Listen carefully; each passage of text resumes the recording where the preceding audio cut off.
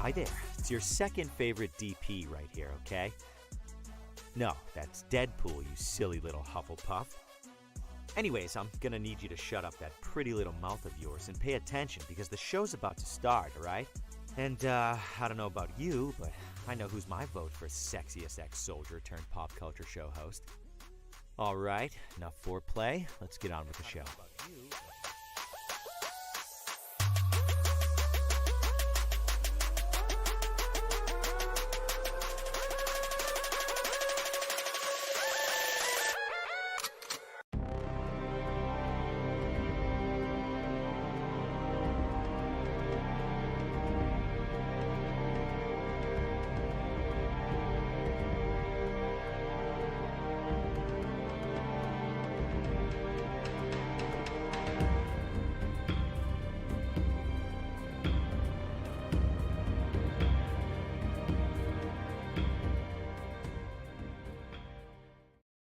Broadcasting live from the basement of the Pentagon.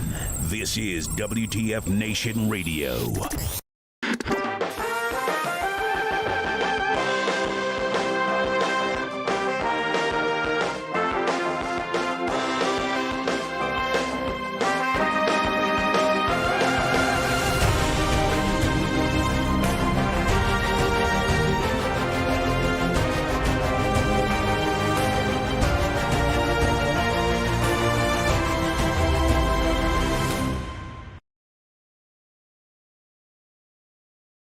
Hey everybody, welcome one and all. Today is May 2nd, 2023. This is episode 132 of Pop Culture Warrior. It's the show where I stay up to date on all the ins and outs of what's happening in pop culture so you don't have to. I am CQ, I'm your Pop Culture Warrior, and joining me tonight, he's tonight's man in the bubble. He's the OG kidult himself. Please welcome everybody, Mr. Angry Elf. What's up, brother? Hey, what's up? How you doing, man? How's things going out there? It's Tuesday. It is Tuesday. So exciting. Pop Culture Tuesday. Yeah. Pop Culture Tuesdays. It comes so fast. It's a personal problem. It is. We need to set a reminder. How you doing, man? I'm doing good. You? Yeah. How's things? Things. It's been what? 3 weeks? 2 weeks? Yeah. For you, maybe. I'm here every week, man. the people know. You're just stuck in that time loop, man. It's Groundhog's Day each and every week, brother. I'm stuck. You got to get out of that rat game. Tonight, ladies and gentlemen, outside of myself and our wonderful guest co-host, we also have a very special guest joining us. He is, man, I don't even know how to describe. He's a 30-plus year career in voice and acting, legend in the voice acting game. I mean, this guy has been in just about every pop culture franchise to Dabby. He's been the voice of Marvel characters. He's been the voice of DC characters. He's been the voice of Star Wars characters. He's been the voice of Transformers characters. Ben 10 and hundreds of other one-off characters on Halo, Family Guy, all these things. I mean, just his voice. And let me tell you something. This is a voice that strikes fear into the hearts of many. This guy's voice has one of those, I don't know, that baritone, that deep treble that just rattles your bone and makes you just fear. There's a reason why he's played so many villainous characters. He played Darkseid and Lobo and Drax the Destroyer and all these characters with that deep bellowing voice. So we have David Sobolov joining us later tonight, and it's gonna make for a good interview. I'm excited for that. I'm very excited. I'm excited for you. I know it's gonna be fun. It's gonna be fun. I'm jealous. I know you're a Transformers guy, right? You're Yeah, hell yeah. that 80s Hell nostalgia. Dude, I he mean, played Shockwave on Transformers Prime, man. yeah. I mean, you know what? I underrated for its time, but Transformers Beast Wars, I was with it. Yeah. I was with it. Early Yeah. CGI, man. Early CGI. Dude, that show was epic. Yes. Especially how it tied back into the original G1 Transformers. Yes. Yes. Yep, exactly. Yeah. So we'll talk all about that. What else? Quick hey to everybody watching. How you guys doing? Hi. Appreciate y'all for tuning in. It's a quiet night. I'm assuming it's a quiet night right now, probably because like the sports bar said, it's we got was it 29-26 in it's a Knicks playoff game. So it's Knicks up 29, Miami Heat's 26 end of the first quarter. So I assume there's a lot of people watching basketball right now, but that's okay. We're here to do what we do. Wait a minute. They should have their like two screens going. Right. You can mute the game, see what's going on, have the highlights playing at the bottom, then have Pop Culture Warrior on the main screen. What is going on? Obviously. I mean, we're professionals. We know how to do these things. But we'll leave it at be. Leave it at be. I'll speak to their leadership later. Watch out. So it's funny, we were just chatting off air, and I said that we have had an incredible good run of just amazing guests. I looked back and I was like, you know what? It's been a while since we had like kind of a night to ourselves, just us in the audience, game nights, giveaway nights. It'd been a while.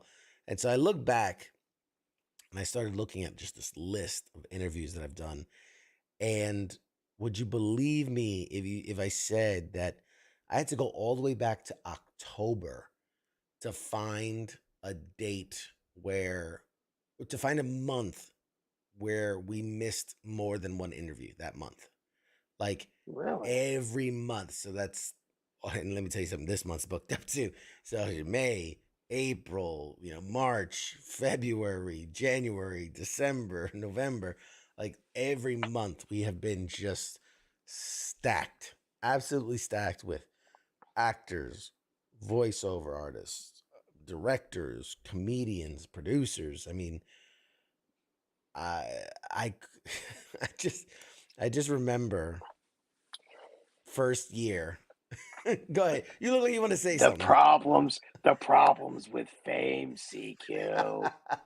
Hashtag first world problems. Guy. Yes. Hashtag humble brag. That's right. Hashtag humble brag. There you go. Humble brag. No, it just, I wanted to take a moment to just appreciate where we are, because I remember that first year, and man, it was a struggle, right? This show launched the month before COVID hit. And I remember I was talking to Ice, the station manager, and I was like, hey man, I want to do this pop culture show. And he's like, yeah, sure. He goes, are you going to be able to, do news of pop culture every single week? And I'm like, are you kidding me? Like there's news, multiple things a day. Like, there's no way I'll be able to capture it all. And we launch, and next episode's like, so everything's been canceled. Everything's shut down. There's nothing to talk about. So the first 6 to 8 months, man, were interesting to say the least. The struggle was real. The struggle was real, and keeping it fun and entertaining. But I think it helped us really find a rhythm and a flow and build this show to what it is today. And it just reminds me, that first year where I was like just struggling to get, interviews. I really wanted to bring these guests to the people, and for whatever reason, like it was, we just started out, and I had a couple of ace in the hole cards, that I was able to call on some favors and bring some people on, but for the most part, it was tough going to start out, and now look, now I'm like, Jesus, can I get a week without an interview? It's either feast or famine, CQ. It's either feast or famine. I know. We've been so fortunate, and honestly, I mean, we're only trending, positive. We're only trending in the right direction. So it's gonna be more of the same. But I made a declaration to myself that I miss those days of me playing games with the audience and me doing giveaways whenever the mood struck me. So I bet the audience misses the giveaways. I bet they do. So so moving forward, I'm going to try to every month block off a day in the calendar so that it can't be booked for an interview. Maybe do like, the first, Tuesday of the month or last Tuesday of the month or something, and block that off so that way that'll be a day where we can just play games and we can just talk and I can open the phone lines, let people call in, Ooh, how about this? Yes. What about Saturdays? I heard Saturdays are open. You could have CQ's show part 2. I mean, we could. I think my wife might castrate me, but she's already like, you do this show too much. So, but no, come on. And I think you had a great idea. Great lady. You had a great idea, and I'm gonna bring it forth to the tribunal of co-hosts. This great idea where where we can have all the co-hosts all at once. Yeah. So have you, have Massey, have Mad Mike, and we'll play games. We'll play games with the audience and go head to head with all of you and the audience. So I don't know. I think it'd be awesome. And Lance says, "Yo, what's up, y'all? Hey, Lance, what's up, man? How you doing?" It could be cool. You throw it out there to the audience, a topic, and then have the 4 of us attack that topic and, debate, I don't know. Shark Attack style. just exactly. Which is better, DC or Marvel? The age-old, and just go at it. Just full time. Hell yeah. Sean Zach Adkins says, "It's my 8th Army birthday today. Hey, congratulations on 8 years. Just taking that big old green weenie, man. I feel you. Yeah. Many more to go. Some people know what that's like. I retired this past weekend. 20 years. You can do it." Yes. Just drink the Kool-Aid. Lots of it. Drink lots of the Kool-Aid. Lance says, "I think I'm dying. I took like 27 scoops of pre-workout." My heart's about to say, why would you do that? Why would you do that? That doesn't sound smart. And Scott says, send it. He's calling me out. He says, I'm so phlegmy today. He says, "CQ's over here like, I miss giveaways. You could just spontaneously spin the wheel. It only takes like 3 minutes of the time." Fair point. Fair point. I make it look easy. All right. I make it look easy, but there is a lot of pre-work that goes into it. There's a lot of things that, I like to have it structured and well organized. So there is that, but we will get back to it soon. Like I said, I've already booked the first scheduled. I mean, we're gonna have like a name for it, like CQ's Fun Time, whatever the fuck. But I've already no, that brings back too many horrible memories. Mandatory Fun Day. Oh no. That's when everybody won't show up. Yes, but I will tell you, next week, no guest. It's just us. We have the whole house to ourselves. The parents are away, so we're gonna have some fun, and we'll get up to some shenanigans next week. You're ordering the pizza, and I'm bringing the beer, right? Yes, that's what we agreed upon. I'm bringing the what was it called? The favors, the party favors. All On right, the party favors? I'm doing the party favors. Yes. So you And guys then, supply the food and beverages. I'll bring the party okay, favors. since Massey's the puddle pirate, he's got to bring the rum. And then Mad Mike, he can bring the cigars. How about Yeah, that? sure, that works. All right. Let's talk about some shit, man, because Shit? there's some things Right. happening. There's some things happening. Right. So Oh, yeah. for all of you out there who tune into this show and enjoy it for what it is, and we talk about silly stuff, there's a serious topic hitting Hollywood right now. I mean, there's lots of serious topics hitting Hollywood, but the issue of the day today is, as of midnight tonight, the Writers Union, the Screenwriters Union of Hollywood, has issued to all its members that they have voted to go on strike as of midnight tonight. So, yeah, strike, exactly. So this is only the second time in 15 years that the Writers Guild of America is going on strike. Basically, they were unable to strike a deal with the Alliance of Motion Pictures and Television Producers. The WGA, Writers Guild of America, has officially ordered its members to put their pencils down and close Final Cut in order to head to the picket line as soon as Tuesday afternoon. Really as of midnight tonight, but they some got ahead of themselves. Yeah, Lance said it perfectly again.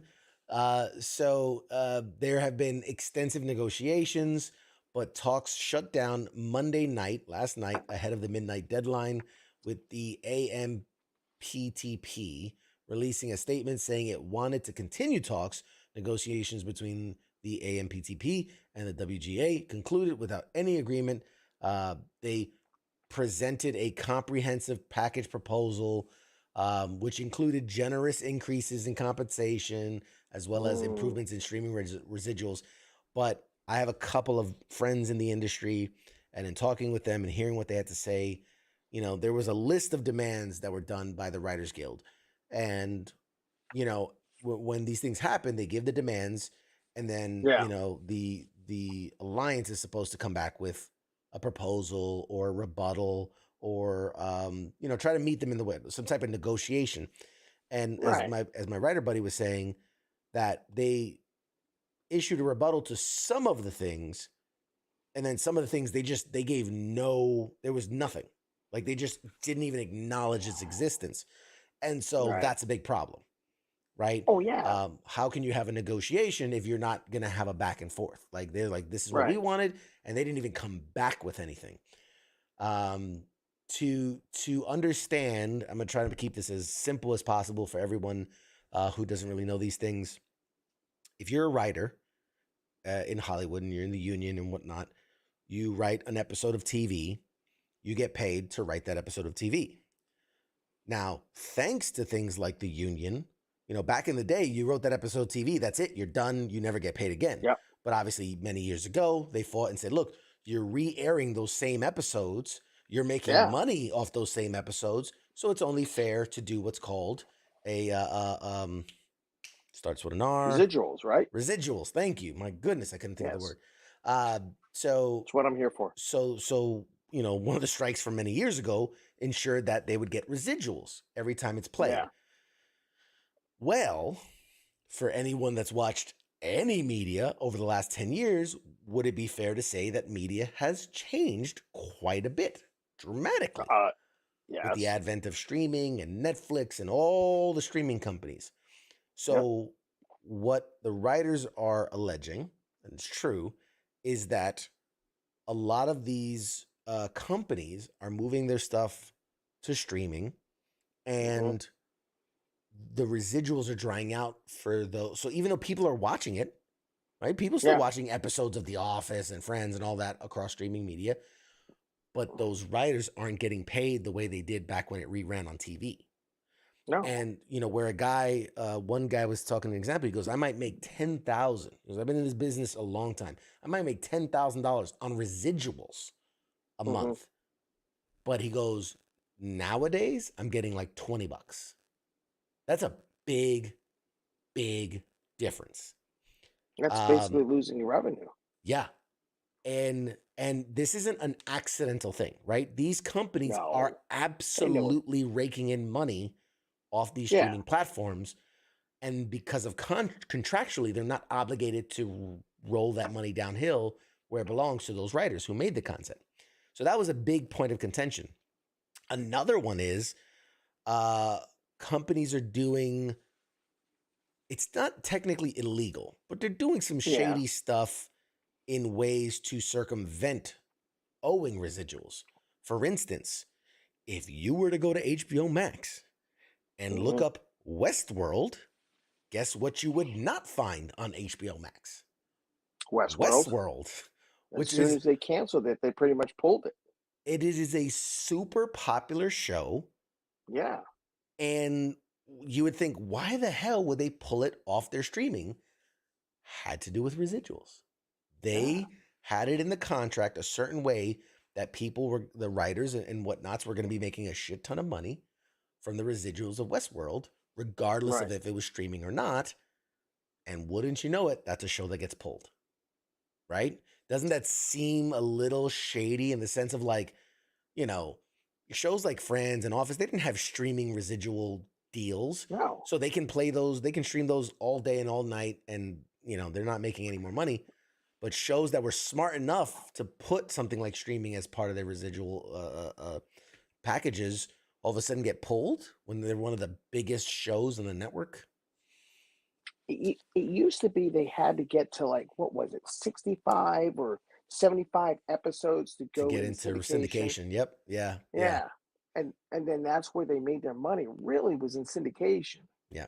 Well, it goes back to the residuals, right? Like, the more it plays, the more it. So syndication meant it's playing, instead of it playing the first time and then maybe a replay later and then maybe a season later they do a recap.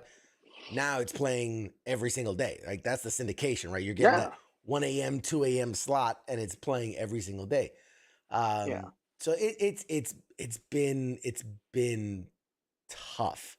So just to read this blurb, just so you know, just to educate all of us, you know, why is WGA going on strike? The main reason is the desire for better pay and residuals in a land of streaming projects.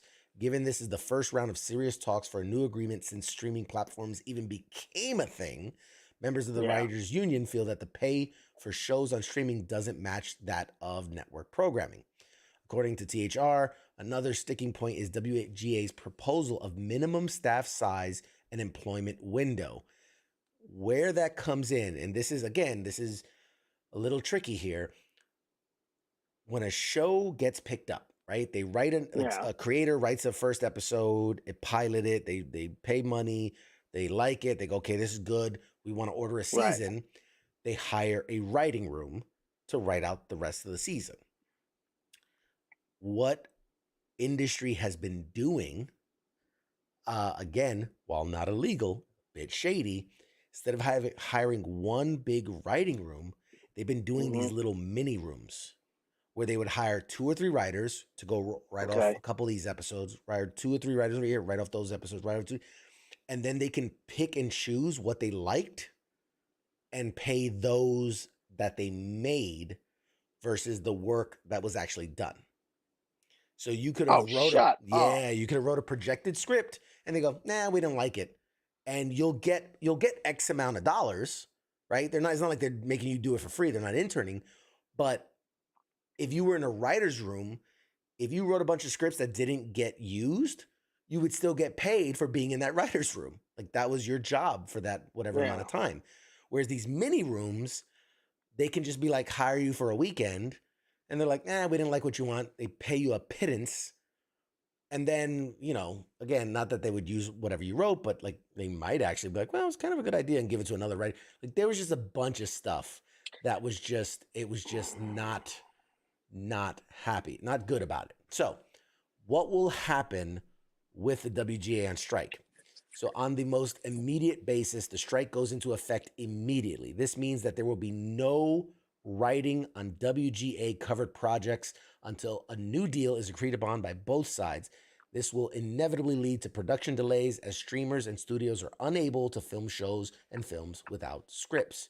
During the last strike, Hollywood was virtually shut down for the better part of 3 months, forcing many networks to either delay or shorten the seasons of most shows on the air at the time. In lieu of scripted programming, most networks and channels opted to produce reality TV and unscripted fare programming that isn't covered by WGA writers. We had this conversation where a couple of years, whatever it was, 2007 or whatever it was. 2007 season, yes. Like all of a sudden, like people remember the onslaught of reality TV. They're like, it just popped up overnight. That all happened from the last writer's strike. Because what was it? Sorry. No, I was gonna say, wasn't it like Hollywood lost $2 billion from that strike? It was insanity. Yeah. And then you have situations where, let's say there's for whatever reason, let's say there's a writer's room out there right now and they're halfway done writing the season. Well, and it's like, well, we don't know when this could end and we need to start shooting this. They'll start shooting what they have. And then if this isn't resolved in time, they'll just like get some nobodies who's never worked in the business that aren't on the writers union and just get them to slapdash together a finish. And we've seen it where you're like you ever watch a show and you're like, man, it was going really, really good. And then it's just like some weird happened. And then it just kind of fell apart. Like it's usually situations like that where they have to bring in another writer and just, they don't really know what they're doing. They're just trying to wrap it all up. I'll write it. But scab, you know, this guy's to go against. So, you know, it's interesting. Oh, wow. Kaz, great point. Our production studio is moving towards AI for new content. AI can't unionize. I mean, good morning, David. That's an interesting that's an interesting that pickle. Would be scary. That's an interesting pickle to get into. I mean, could you in theory hire a bunch of like, I don't know, database specialists who could utilize AI to bang out some scripts? I mean, possibly. I think South Park did it really, really, really great. I don't know if you've seen that episode. They did a whole episode on ChatGPT, and the creators even said that for the last chunk, they actually used ChatGPT to like write the script, to write the characters' lines, and it sounds weird. Like it doesn't. It's the actors are doing the voices, right? They're doing the voices, right? But they're reading the script, and it's just the words seem funny, and it doesn't seem the way that they write. And it's because it was written by ChatGPT. So I don't know. I mean, yeah, that's a good point. Arrow, that was in and around that era. I want to say that was, it was around that time. 2007. The problem is for me, I'm sorry, 2007, I was hanging out in Afghanistan. No, I was in Iraq. Excuse me. Yeah. I get them all confused. It all blends together. Yeah, it's all those desert islands, they all get a little... Anyway, yeah. Well, you know, who knows?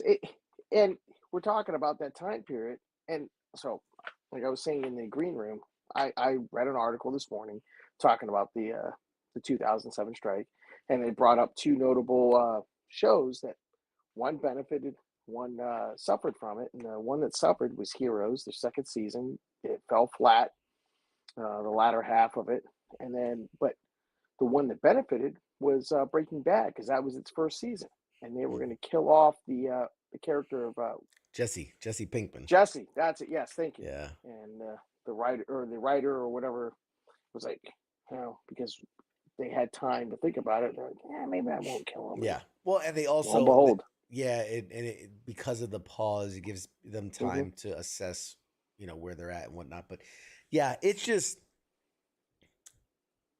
it's going to be interesting, to say the least. It's going to be interesting to see. I don't know how this plays out, right? Like, how long does it last? You know, what are the consequences, right? There's a lot of you know the fuck around, find out. There's a lot of that. There's a lot of that in this kind of scenario, and it you beg to wonder, like, what is going to be the consequence of these actions? I don't know.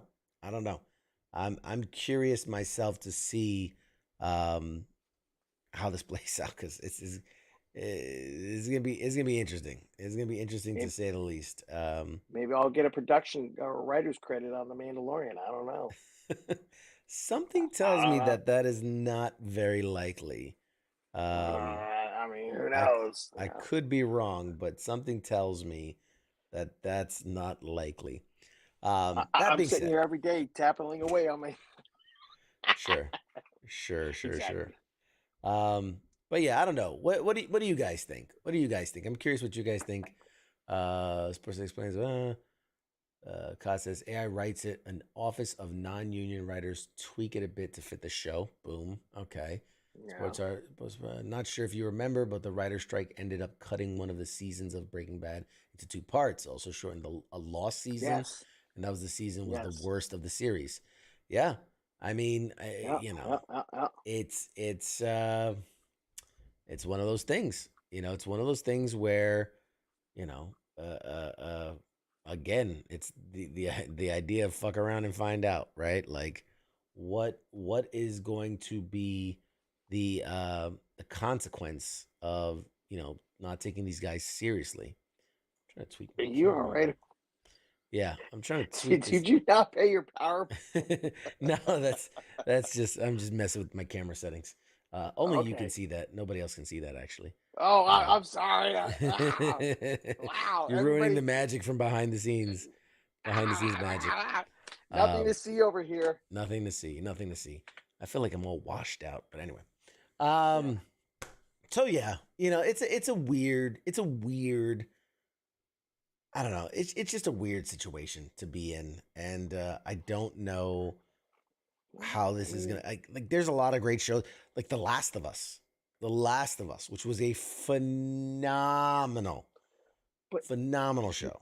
Yeah, I haven't still watched it yet. My wife and I are still kind of like trying to catch up. Dude, you are killing me, bro. You're killing me. It's fine. We've had a busy couple months. We keep saying, just like you saying with the show, oh, we're going to take the month of May and take it, easy. Yeah. No, we've already stacked the first 2 weeks. and I can't say it's her fault. No, it's my fault too. So. Well, it's one of those things, man, where you make the time or don't, right? It's like do or do not. There is no try. Do or do not. There is no try. Bottom lines. So yeah, okay. So RV Misfit Comics says depends on CEO whether he cares more about saving money. They'll use ChatGPT. Yeah, I mean, that's the thing. I just don't know. Greg says, as much as I feel for the writers, many can probably survive 2 to 3 months without working. But what sucks is the production crew that works on set. If that production shuts down, they are super screwed. I mean, yeah. Yes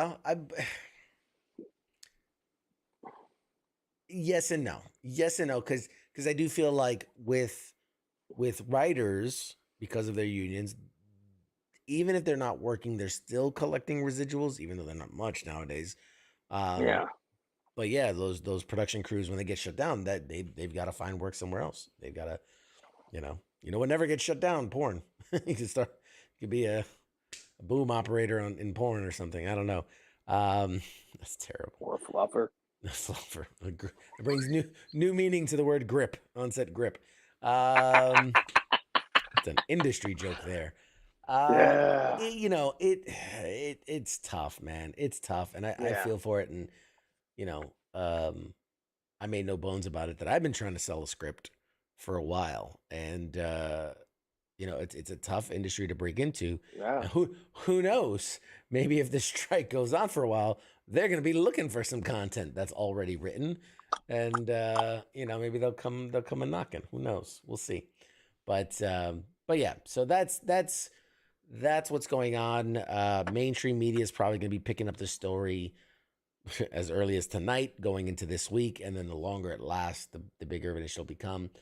I hope that this isn't the second coming of reality TV shows, because the first one almost killed us. Like, that gave us a lot of memes. It's so, yeah. I mean, but it gave us the Kardashians, so. Well, here's another thing. Think about this. YouTube. A lot of content creators, maybe this will be a boom for them. There's a lot of stuff that goes, a lot of YouTube, some of these guys are putting out 2-3 videos a day talking about, and maybe this will be a boom for them. Maybe some of them could get pulled over. I don't know. It's possible. Greg made a good point that all of late night shows are shut down as of today, including Saturday Night Live, right? These are all shows that have unionized writers. They are all on strike. So, I mean, you can go back to like the days of COVID and have like, Conan just dialing in from home and, doing that. What was it? The Daily Show. When the last writer strike went on, it was called A Daily Show, not The Daily Show. And it was just kind of like, shoot from random conversations, kind of like you and I about. Are you saying they might be coming? Wow. They might be calling? We might get our shot? Is this it? Hey, get ready for the show, man. You never know. You might be called up to the show. You might be called out of the minors to play. Yeah, okay. You're called up to the dance. You got to be ready. Anyway. You never. Anyway. So just stay tuned to that, and fingers crossed this gets resolved peacefully, and that it doesn't take 3 months, because I like my TV. I like my movies, and we might have enough content already in pre-production and post-production to get us through the next, and we're winding into summer, right? Summer is usually when there's a break from TV and everything. So, hopefully this gets resolved within the next 2 months, because if not, it's going to be a rough fall. If you're looking forward to your fall shows, the fall debuts, Sports Bar said late night with CQ and the Roots. Yeah, that's funny. That is funny.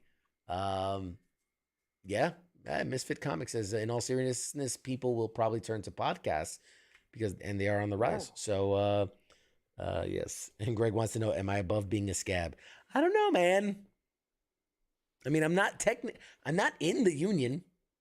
I mean, technically, I'm not in the union. So, I mean, is it being a scab if you're not in? Well, yeah, I think that's literally the definition, right? If you're being brought in to fill a union job and you're not in the union, yeah, I think that's literally the definition. But wait, if you're producing your own show, are you? Because if you're coming in to fill somebody else's job, that's a scab. But if you're coming up with your own program, are you? I mean, am I a scab I wrote the notes for tonight's show. But I'm not in the union. I don't know, man. My head's spinning. All right, moving on. Moving on. Let's talk about, for a moment, The Flash. The movie specifically. I'm Batman. Want to get nuts? Let's get nuts. Wait. Are we talking about The Flash? Or are we talking about the resurgence of Michael Keaton? Let's get real here. Batman 89 Part 2. There was a Part 2. There was a Part 2 for that. There was Batman Returns. Yeah. So, 89 Part 3. How about this? Batman presents The Flash. The Flash. Yes, you go. There you go. So it's already getting rave reviews. We've talked about that before. Early reviews are in. They've all been good. And it came to light recently during a meeting with Warner Brothers Discovery CEO David Zaslav. Tom Cruise reportedly set up an at-home screening of The Flash. Like, you got pull when you're like, yeah, that movie that's not done yet, I want to watch it in my house. I want to set up, in my little screening room. I want to watch the movie. He did it. He got away with it. And apparently he was so impressed that he immediately reached out to the director, Andy Muschietti? Muschietti. Muschietti, got it. With immense adulation, he rained praise on how good the movie is, which I just find it odd that Tom Cruise would want to watch The Flash. It's just like, again, I mean, it's such a strange thing, right? You would think you're a Tom Cruise. You have better things to do than like, I'm going to watch The Flash. Well, no, I mean, it's Tom Cruise. Leave him alone. He gave us Top Gun Maverick. Just leave it alone. I mean, it was all right. It was all right. What do you mean it was all right? That was not a perfect movie by a long stretch. It was very good, and it was a resurgence of movies in a time when we needed a resurgence of movies. So that was good. Mm-hmm. But there were large chunks of that movie that could have been cut out, in my opinion. Anyway, moving on. Now, I wanted to point out that for those not keeping track like a big nerd like I am, the Flash movie was originally part of this 10-movie story arc that Zack Snyder had painted. He tried to Kevin Feige himself a universe, and it started with the Man of Steel and worked its all the way up until what would be Justice League. Now, originally, it was set for 2018. We were supposed to get the Flash, and that would have released between Justice League Part 1 and Justice League Part 2. Most of those movies didn't make it, right? Because we got our Aquaman, we got our Wonder Woman, Batman v Superman, but we missed out on like there was supposed to be a Cyborg movie. There was supposed to be a bunch of other stuff. 5 years have gone by since it was supposed to be released. And we're finally getting to the finish line, as it were, June 16th. It's right around the corner. Now, what I wanted to mention is the reported budget for this movie.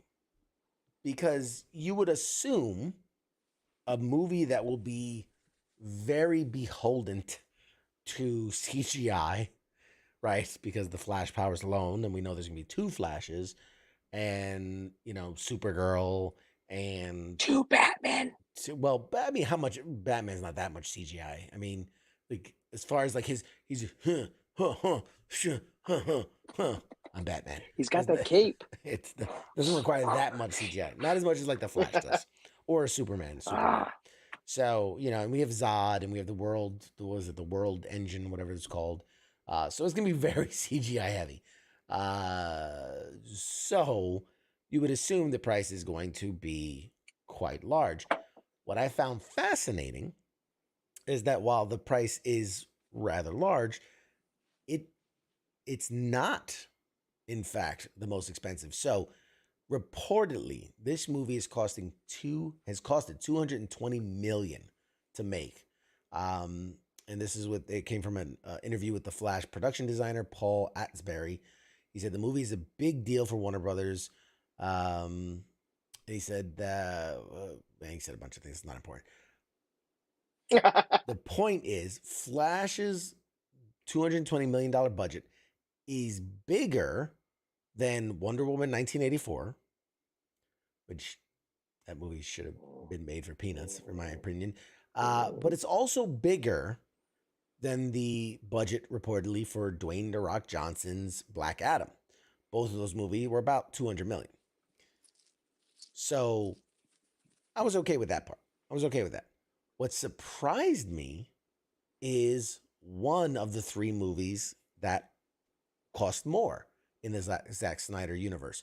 So obviously, Justice League being the culmination, the Avengers level movie of all the movies underneath it, not surprisingly costs about $300 million, right? You have all these huge actors and whatever, mostly CGI, whatnot. So that wasn't that surprising. And then second, was Batman v Superman, costing 263. Again, you had Henry Cavill, you had Ben Affleck, you had Gal Gadot, you know, a lot of pieces for the Justice League movie. So again, not surprising that it cost in the realm of 263 million. What did surprise me is, and by all means, if you're in the chats right now, guess what's the third highest budgeted movie of the Zack Snyder DC universe? The DC Superman 4 for Super Peace. The Quest for Peace, excuse me. No. Quest for Peace. Superman 4. No.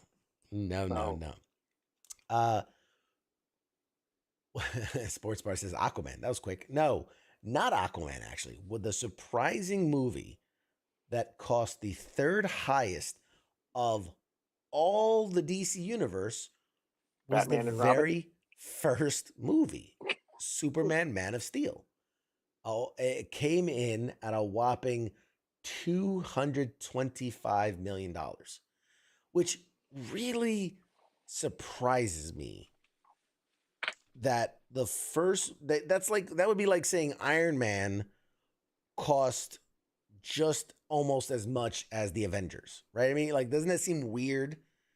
Like, if I was like, they were like 20 million different, like, that doesn't seem right to me. I mean, it's all CGI. Again, it's Superman. It's a lot of CGI and things like that. But, and I mean, you had names like Lawrence Fishburne, you had Amy Adams, and you had Henry Cavill before he was really super popular. You had some decent, actors.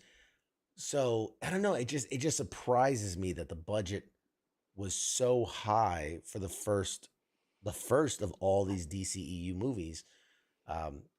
225 to comparatively 2013's Man of Steel, 225 million.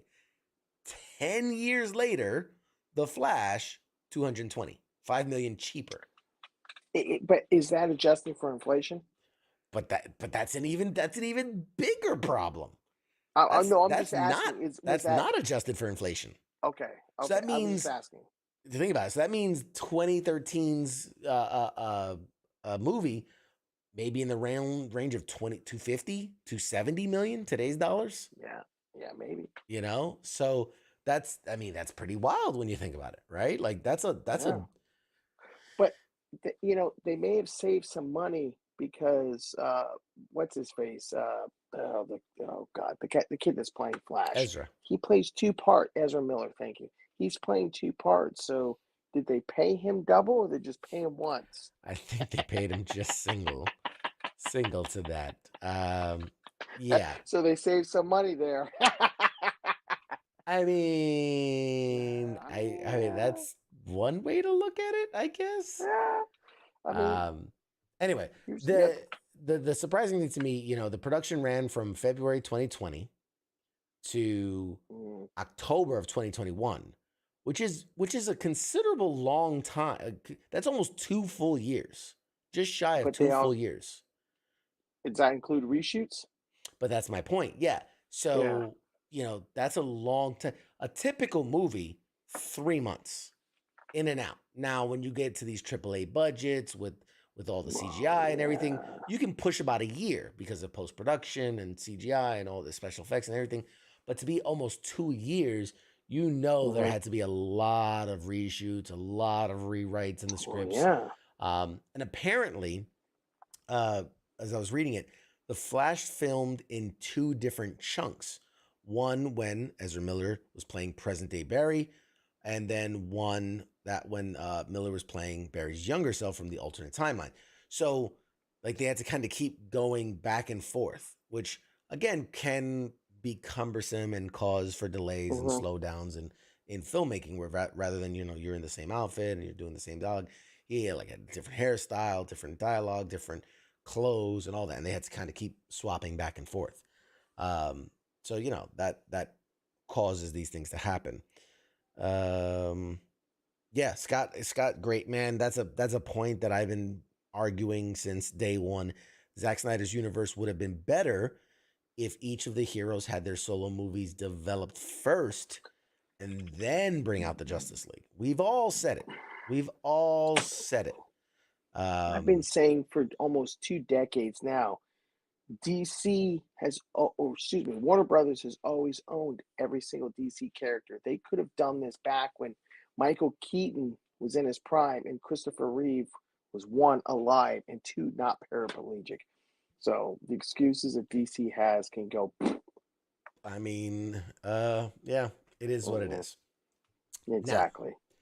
Now, so that's that. I mean, it blew me away, and I was trying to wrap my brain around how a movie like The Flash in today's market, you know, with inflations and bringing in 2 Batmans and a Superman, and bringing back what's his name for General Zod, like you would think this would be Avengers Endgame level budget, and yet they came in at like 200 million, which was surprising, which is again less than Man of Steel costs. So I don't know. It just surprised me. And I couldn't really put my brain to it. We're coming up on the break, but I got one more story for you. Okay. Would you say you are a fan of Sylvester Stallone movies? Generally Yes, speaking. Generally absolutely. speaking. Okay. And if I said cliffhanger out of context, I mean, obviously that, you know, that your mind jumps to like the end of a show, cliffhanger, whatnot. But in the world of pop culture, I mean, cliffhanger, I mean, that's... I think of, if you're talking, Stallone, I think of that picture where he's one arm fully extended, like he's straining and he's trying to, yes. Exactly.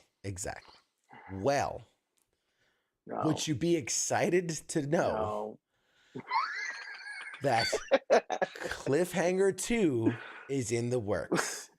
So listen to this. The seminal action thriller from 1993, Cliffhanger, is set to get a follow-up 30 years later, with original star Sylvester Stallone confirmed to be returning to the project, reprising his role of search and rescue mountain climber Gabe Walker. Who even remembers his name from that movie was Gabe Walker? Nobody remembers that.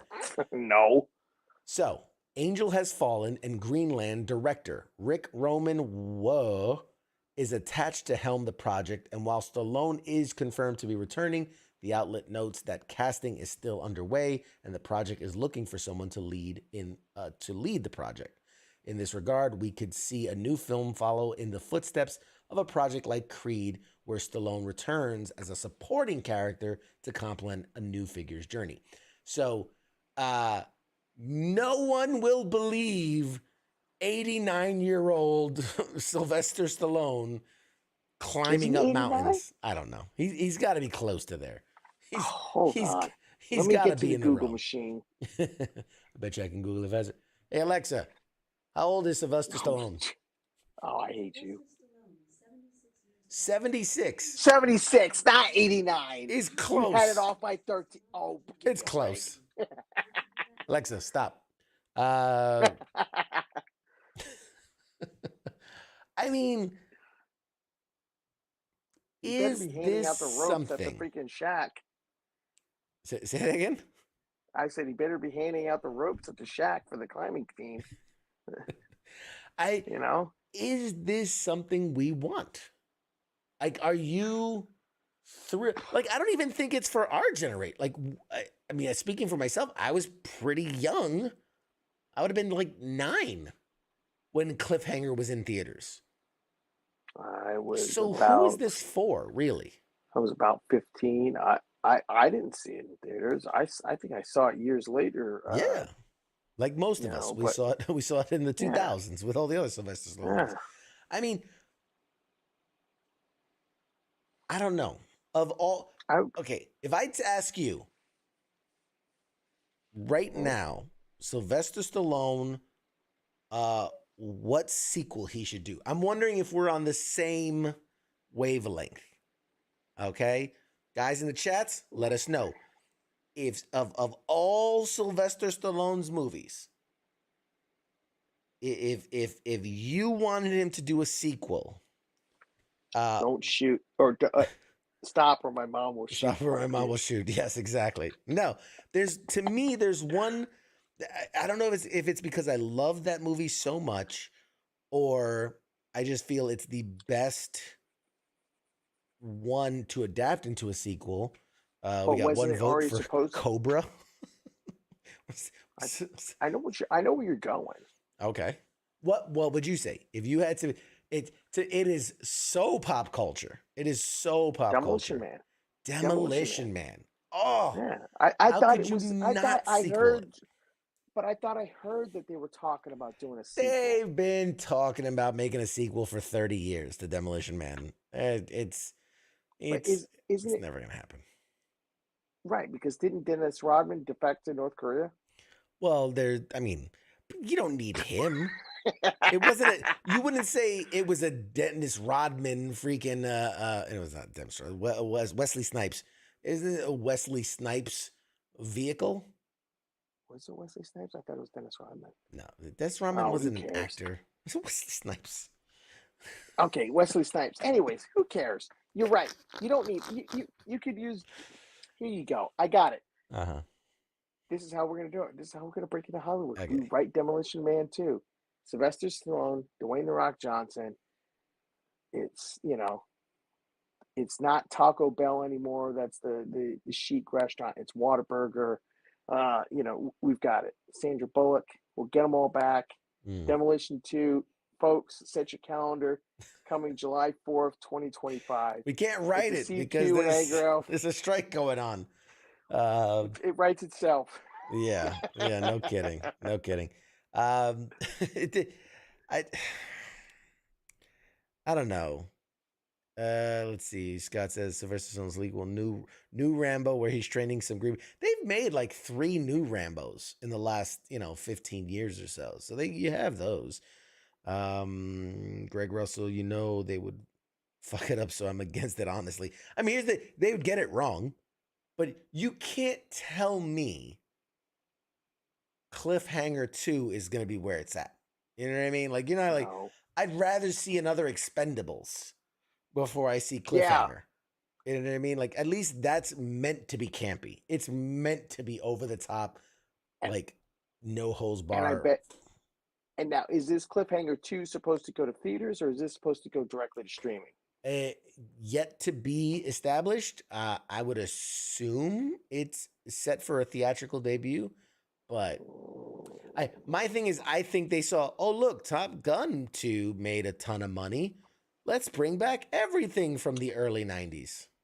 But Tom Cruise is 20 years younger than Sylvester Stallone. I mean, I'm not arguing it. What do you? I'm just here to report the news, man. I'm just. It is what it is. I don't know, man. There's so. I don't know, man. It frustrates me. It's sly. It's one of those things. Do we need it? That's the question. Do we need it? Does it elevate the fabric of cinema? Does it make us better as a whole? And I don't. But who's then again, clamoring for Cliffhanger 2? But then again, 3 years ago, who was clamoring for Top Gun Maverick? And then it showed up last summer, and everybody was like, "Oh my God, this is the greatest thing since sliced bread." I don't know, man. I feel like there was a bigger audience for Top Gun versus there was an audience. Don't get me wrong, Cliffhanger is a cinematic masterpiece. It's a classic, but there isn't a lot of, I don't know. I still think there are people that are like, Top Gun, oh my God, yeah. But what was the one with him in the what was the one with he was in the tunnel? Daybreak? Was it? No. Oh man, the Lincoln Tunnel. Oh God, Who sliced alone? Yeah. He had one in the tunnel? Yeah. Oh man, yeah, whatever. It doesn't matter. I don't know. It doesn't matter. I stopped after Rocky 4. I stopped watching Sly movies until he came back. for Rambo 4 or 5 or 6 or whatever it was. The one where he was a boat driver. All right, guys. Oh man, you guys have been so much fun tonight. Thanks for hanging out with us. Angry Elf in the house, man. Thank you for hanging out with us in the first hour. Oh well. Yep. We have our guest, ladies and gentlemen. So we are going to toss it to a short break, and when I come back, we have the phenomenal, incredible David Sobolov joining us with all his amazing voices. We're going to talk all about his career and amazing things he's been a part of. So stay right there, and we'll be back with more right after the break. Shots.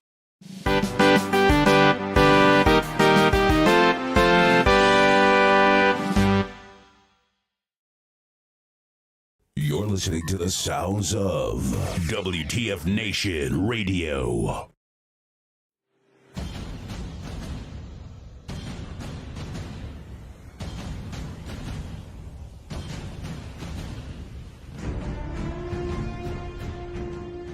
Hey, you there?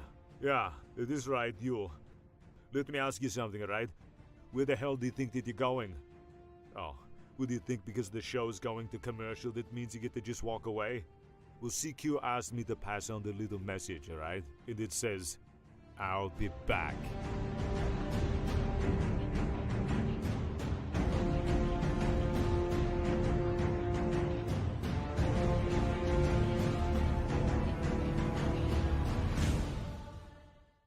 After all I've done, do you love me now? Do you love me now? After all I've said, running through your head, do you love me now? Do you love me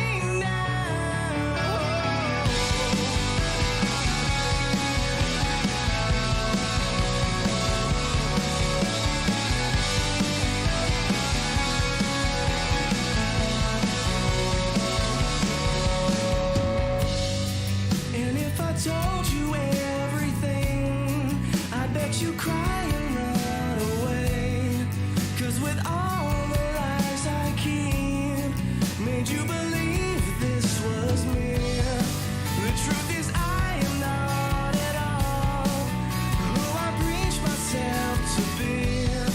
And I deserve to be alone, and I'm alone here with me.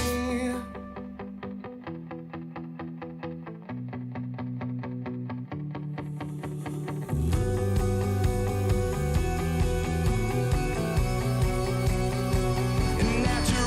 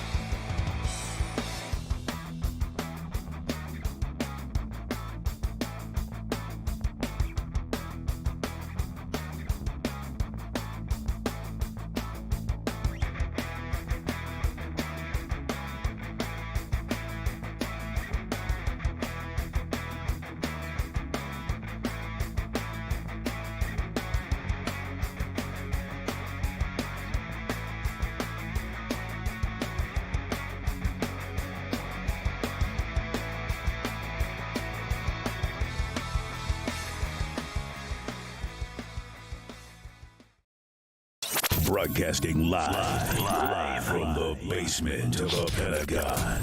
This is WTF Nation Radio.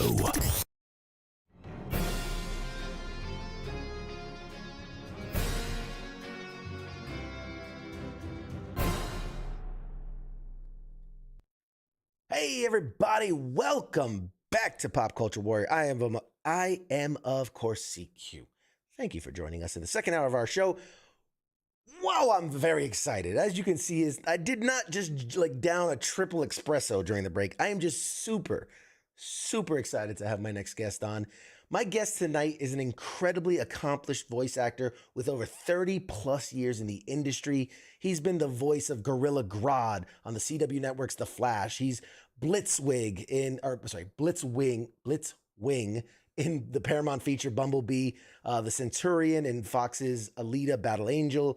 He's Drax in so many of the Guardians of the Galaxy's properties across the animated series.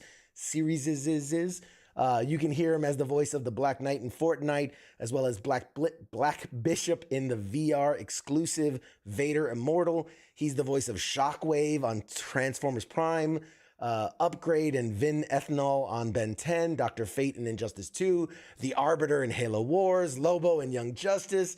I mean, Jesus Christ, this guy's resume is ridiculous. I didn't even scratch the surface.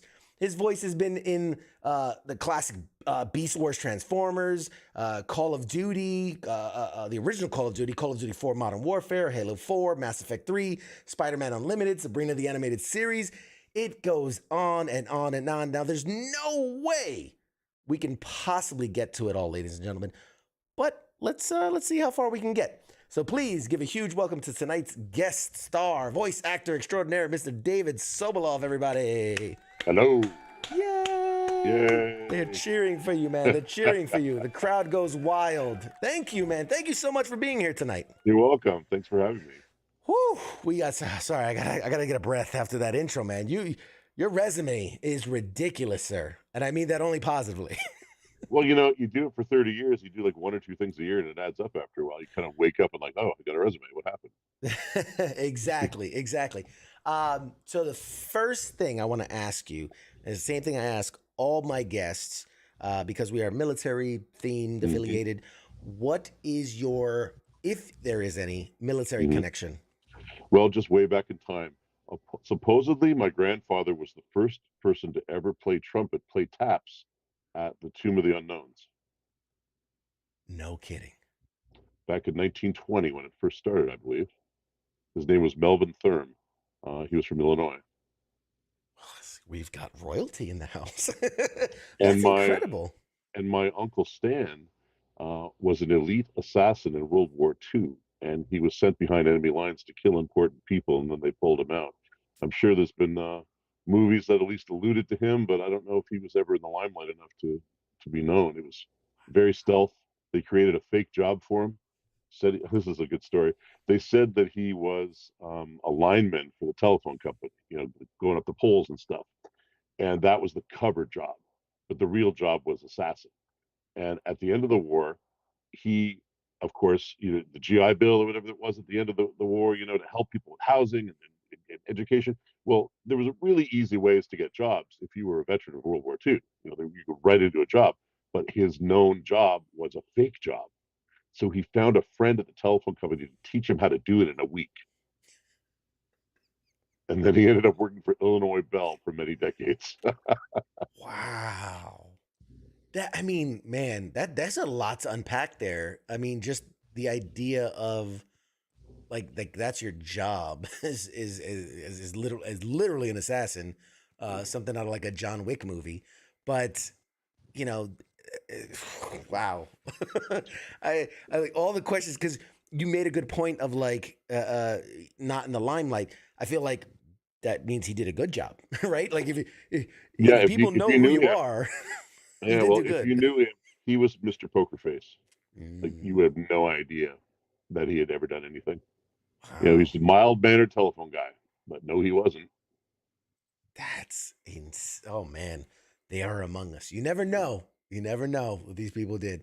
Well, we thank them for their service. I'm sure Absolutely. changed lives and saved people countless times over. I'm sure he did.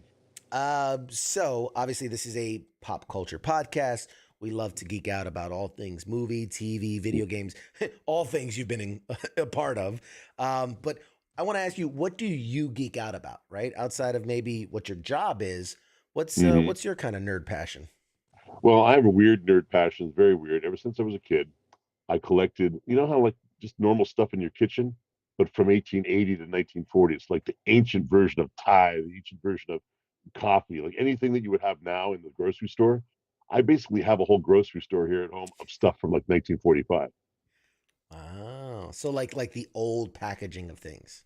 I have Ritz crackers from 1941 that was buried, actually 1942. It was buried underneath a cabin in Oregon in case the Japanese attacked.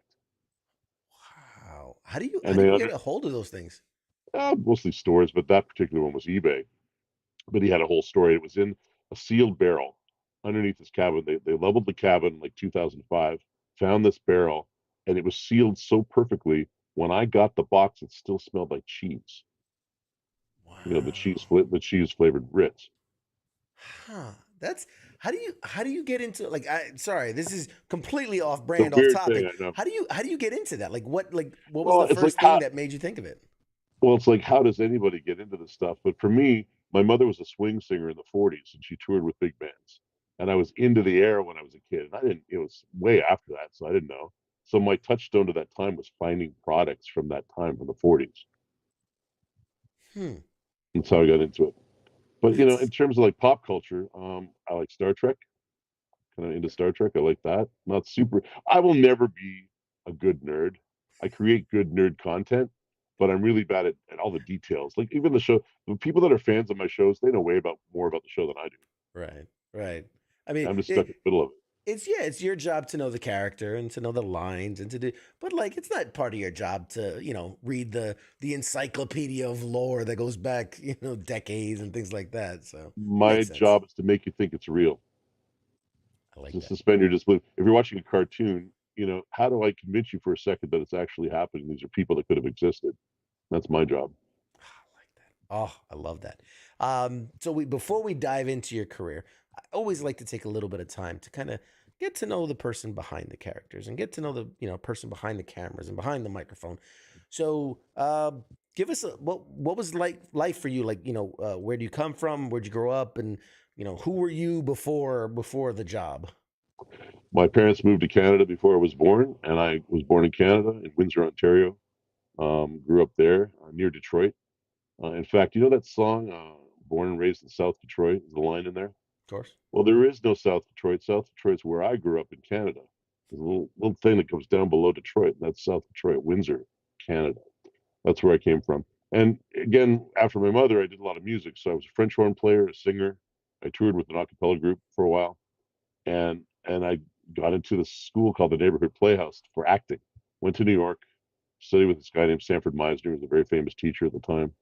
And then I started doing work, and I went back to Canada, lived in Vancouver, Canada for a while.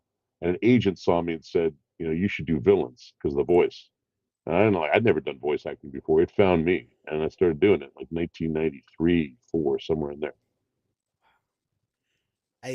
I'm listening to you. I apologize if I seems because I listen to you talk and I'm like, your voice is incredible. Like just that like deep, rich, like I can feel it vibrating inside of me. That sounds horrible, but I can feel you inside of me. My dad, we'll leave that right there. But my dad was a chemist, but he had the same voice as me. Wow. Well, I had the same voice as him, obviously. He came first, but he's super low voice. Say that's a weird thing he would copy you. So is it? I mean, obviously that's your voice. You're not putting on airs. This is not a filter. That's no, how if I put on airs, it's lower. Right. In right. fact, I raise it. I used to be lower, but I raised it up so people can hear me. Because really, there's this law of physics. Like the wave forms, right, are really like big and fat. And when you do that, all the other noise like completely drowns you out. So you have to I had to learn to bring up the voice a little bit because more or less it's down here, down here. No one's going to hear me. Wow. So I use that for the characters. Because I would think okay, I have a maybe, I don't know if it's abnormally higher voice or normal voice, whatever, but like I can, you go down and I can go low. So I can only imagine if you went low, like, there'd be like dogs howling and like there's subsonics that only you can hear or other people can hear. I would assume, can you go high? Is that a thing? No. Do Well, I used to. When I did Call of Duty Modern Warfare, it destroyed my voice for 6 months. I didn't talk, and I thought my career was over. And after I came back, my voice came back. I was gravelier, and I had no upper range at all. So I can't go much. I go a little bit higher than this, but not much. Wow. That's fascinating, man. But the biology of it. I'm sorry. I don't mean to treat you like a tuss subject, but it just fascinates me, man. Like how we're all built the same, but yet we're so different. So different. Yeah. So before you found, or it found you, the voice acting, what did you, growing up, like what did you think you were going to be? What did you aspire to be? I thought that I would do the same job as my dad. A lot of people aspire to do what their dad did. So, I just thought I'd work in a lab like he did. He worked for Hiram Walkers, and he had a cool, well, this isn't me, but I mean, my family is an interesting story. My military relatives, and then my dad did all the flavors during the Mad Men era, like the 60s and 70s. So he would ask for these crazy liqueurs, and his job was to get on a plane and get all the chemistry to work. Really? So like they literally said to him one day, his name was Murray. Murray, we need a cheese liqueur. As disgusting as that sounds, I could always tell what he was working on by what our Christmas gifts were. We get all this corporate stuff, and we started getting cheese. And we're like, Dad, why are we getting cheese? And that's why we're getting cheese. And can you imagine how many chemicals must be in that thing to make it work? I mean, yeah. Like, how do you synthesize a cheese flavor? I can't even imagine. He brought home a cherry liqueur he was working on one day. He said, David, if I told you what was in this, you'd never drink again. Oh, I'm sure that's true. I'm sure that's absolutely true of most things. That's terrifying. Thank you for that. I'm gonna have nightmares. There were 37 ingredients in it, and the U.S. government didn't require anyone to say what they were. Oh, good Lord. All right. Moving on. Before I have I love food. I love drinks. Don't ruin that for me. Don't ruin it. Okay. So we know kind of how you got into it. You know how you found it. You know where you come from. Random question here, because I'm fascinated. I'm sure you do a lot of interviews. I'm sure you do a lot of panels at conventions, and you speak a lot about your job. Is there, and you can be honest, is there like a question you're just tired of being asked, or you find annoying for whatever reason? Well, I would say annoying. I don't find anyone annoying. If they're going to ask me stuff, I wouldn't have a job if not for the people out there that are watching me. So if they want to ask me a simple question like, what was it like to play Gorilla Grodd? I'll find an answer. I think it gets difficult at, say, an hour-long panel when people aren't really listening to the other people talking, and they're just always eager to get up, and they'll ask the same question like 3 times. So just, when you're at a panel, listen to what the other people are saying and find something else. But they want their answer, and I'll try to find an answer to something general. But it's great if you do your homework. Like you have research stuff, so you have specific questions to ask. That's helpful. I try. But it just, what it is that they heard. They just want you. They want you to tell that answer to them. I want you to tell me that answer, not what you told that guy. I get it. That's cool. Okay, so let's dive into your career, because I mean, we don't have nearly enough time really to touch on everything. We jump around a bit. And guys in the chats, as always, you are more than welcome to put your questions in the chats. And if I feel they were appropriate, I will read them and we will get them answered. So as I was looking through your career, through the many, IMDb and voice actors this and blah, blah, blah, I saw 1996, Depth Charge, Transformers Beast Wars, which dating myself here, I was a child during that time. I would have been 12. Perfect Beast Wars Transformers age. And I loved that show.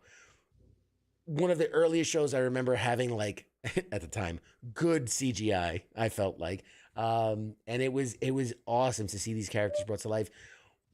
When you're diving into something like Transformers, right, that has such a history, even at that time, even 1996, it still had a massive backstory, Hmm. massive history. What does that mean to you? And I know that was maybe your second, third, fourth, whatever it was gig. To dive into such a franchise, into such a storied history, like what was going through your head at that time? Well, I never knew about Transformers. It wasn't my thing. So getting into that role, it was just another role, and it was a great role. And then I started to realize as the years went on how significant it was to so many people. I only did 7 episodes of Beast Wars, but people still remember what I did. That means a lot to me. And then I started getting, like years later, I got other other Transformers roles. And now I'm in Transformers: Rise of the Beast, the movie that's coming out this summer, and that's a Beast Wars based movie. You know, it's an homage back to Beast Wars, and I think I'm the only cast member from the TV show that's in the movie.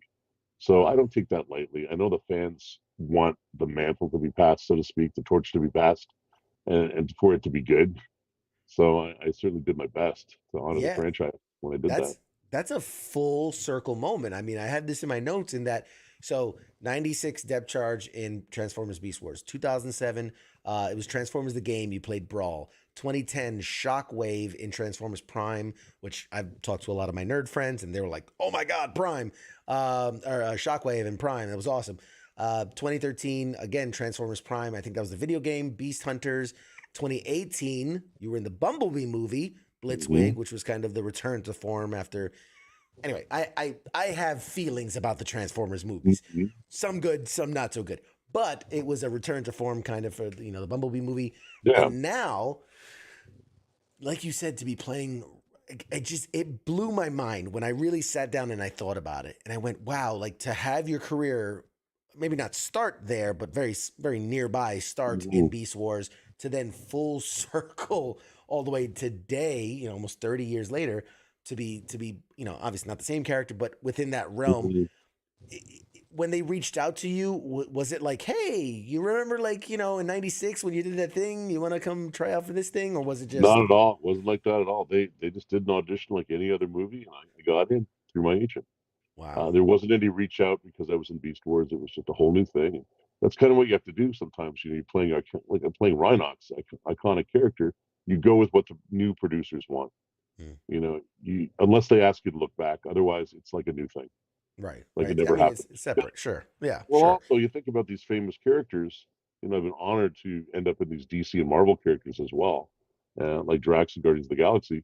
And you step into it, and like it never happened. The character doesn't know he's in a show. The character doesn't know that people watched him 30 years ago. He's just existing in the world he's in. So that Unless he's again, that's Deadpool, my because job. Deadpool knows Yeah, everything. yes, he Outside does. of that, and trust me, we're going to touch on the Marvel and DC stuff momentarily, but Hmm.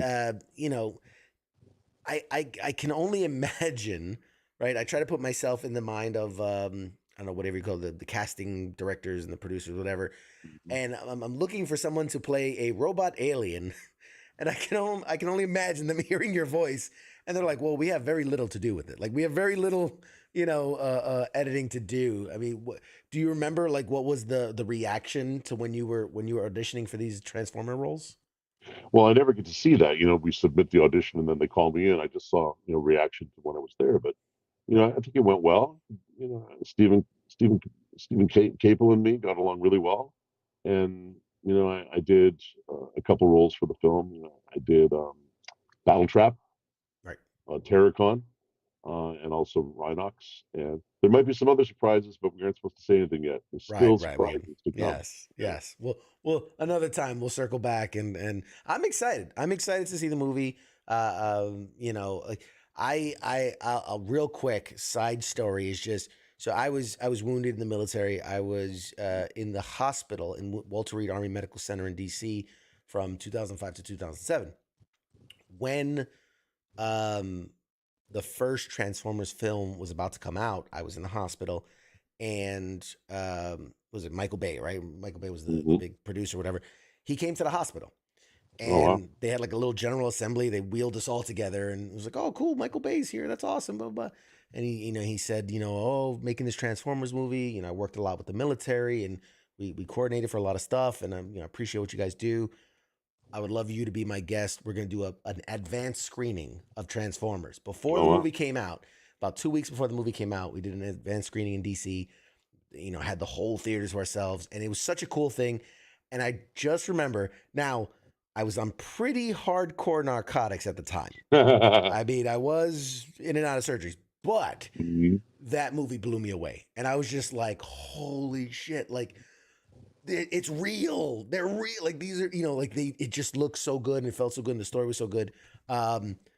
Maybe after 2, 3, 4, 5, 6, and 7, like they started to get a little the product watered down. Whatever. It is what it is. But when they announced that they were gonna do like a Beast Wars adaptation, again, being a kid that was my jam, I got super excited and I was like, oh my God. Like I will be there day one, so I'm very excited to hear. Are you able to do like what does Rhinox sound like? Can you get as a sample? I'm not taste? able. No, they don't allow me to do that. Wow. Not until it opens.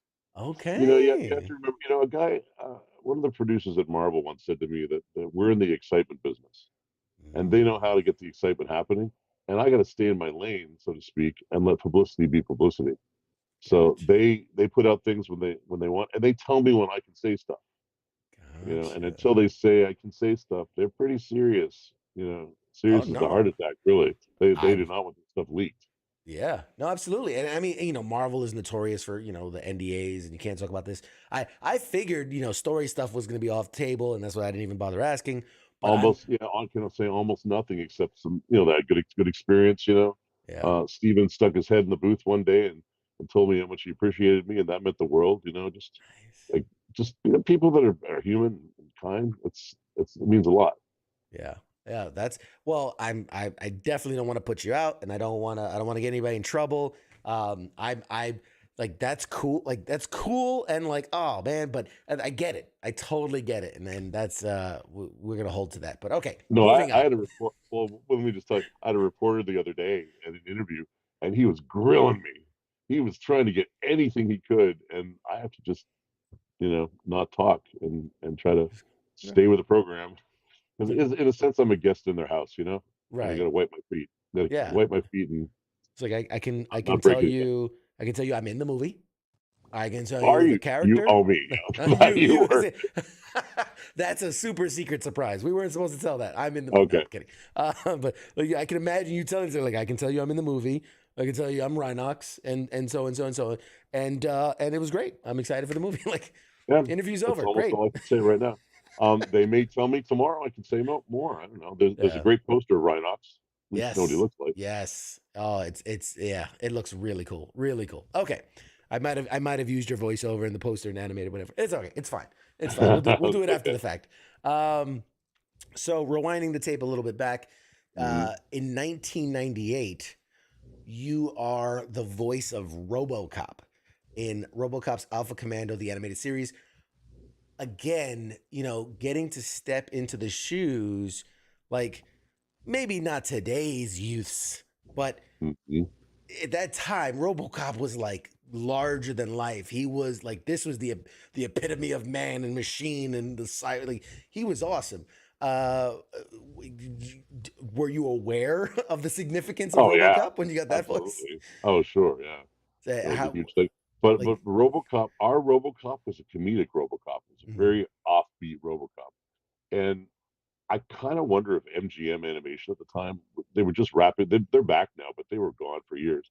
That was like one of the last 2 shows they ever did after like 75 years, and I kind of wonder if it was a tax break for them because it aired at like 2:00 in the afternoon. It was a syndicated show, so it was on various stations. No kid is home at 2:00 in the afternoon from school. So I thought, what are they doing? So I don't know. People are discovering it now, even years later. But it was a lot of fun. It was fun to be comedic RoboCop. Would you ever because I know they're doing. Let me backtrack because I know if there's certain NDAs in place, you can't say anything. But I know they're making like a RoboCop video game. Like if that was ever something on the table, would you be interested to return to a character like that? No, I haven't heard from them, so I'm not in that. Okay. I can tell you confirm I'm not there. You can confirm I'm not there, yeah. No, Would that I be would love something it. you'd be into?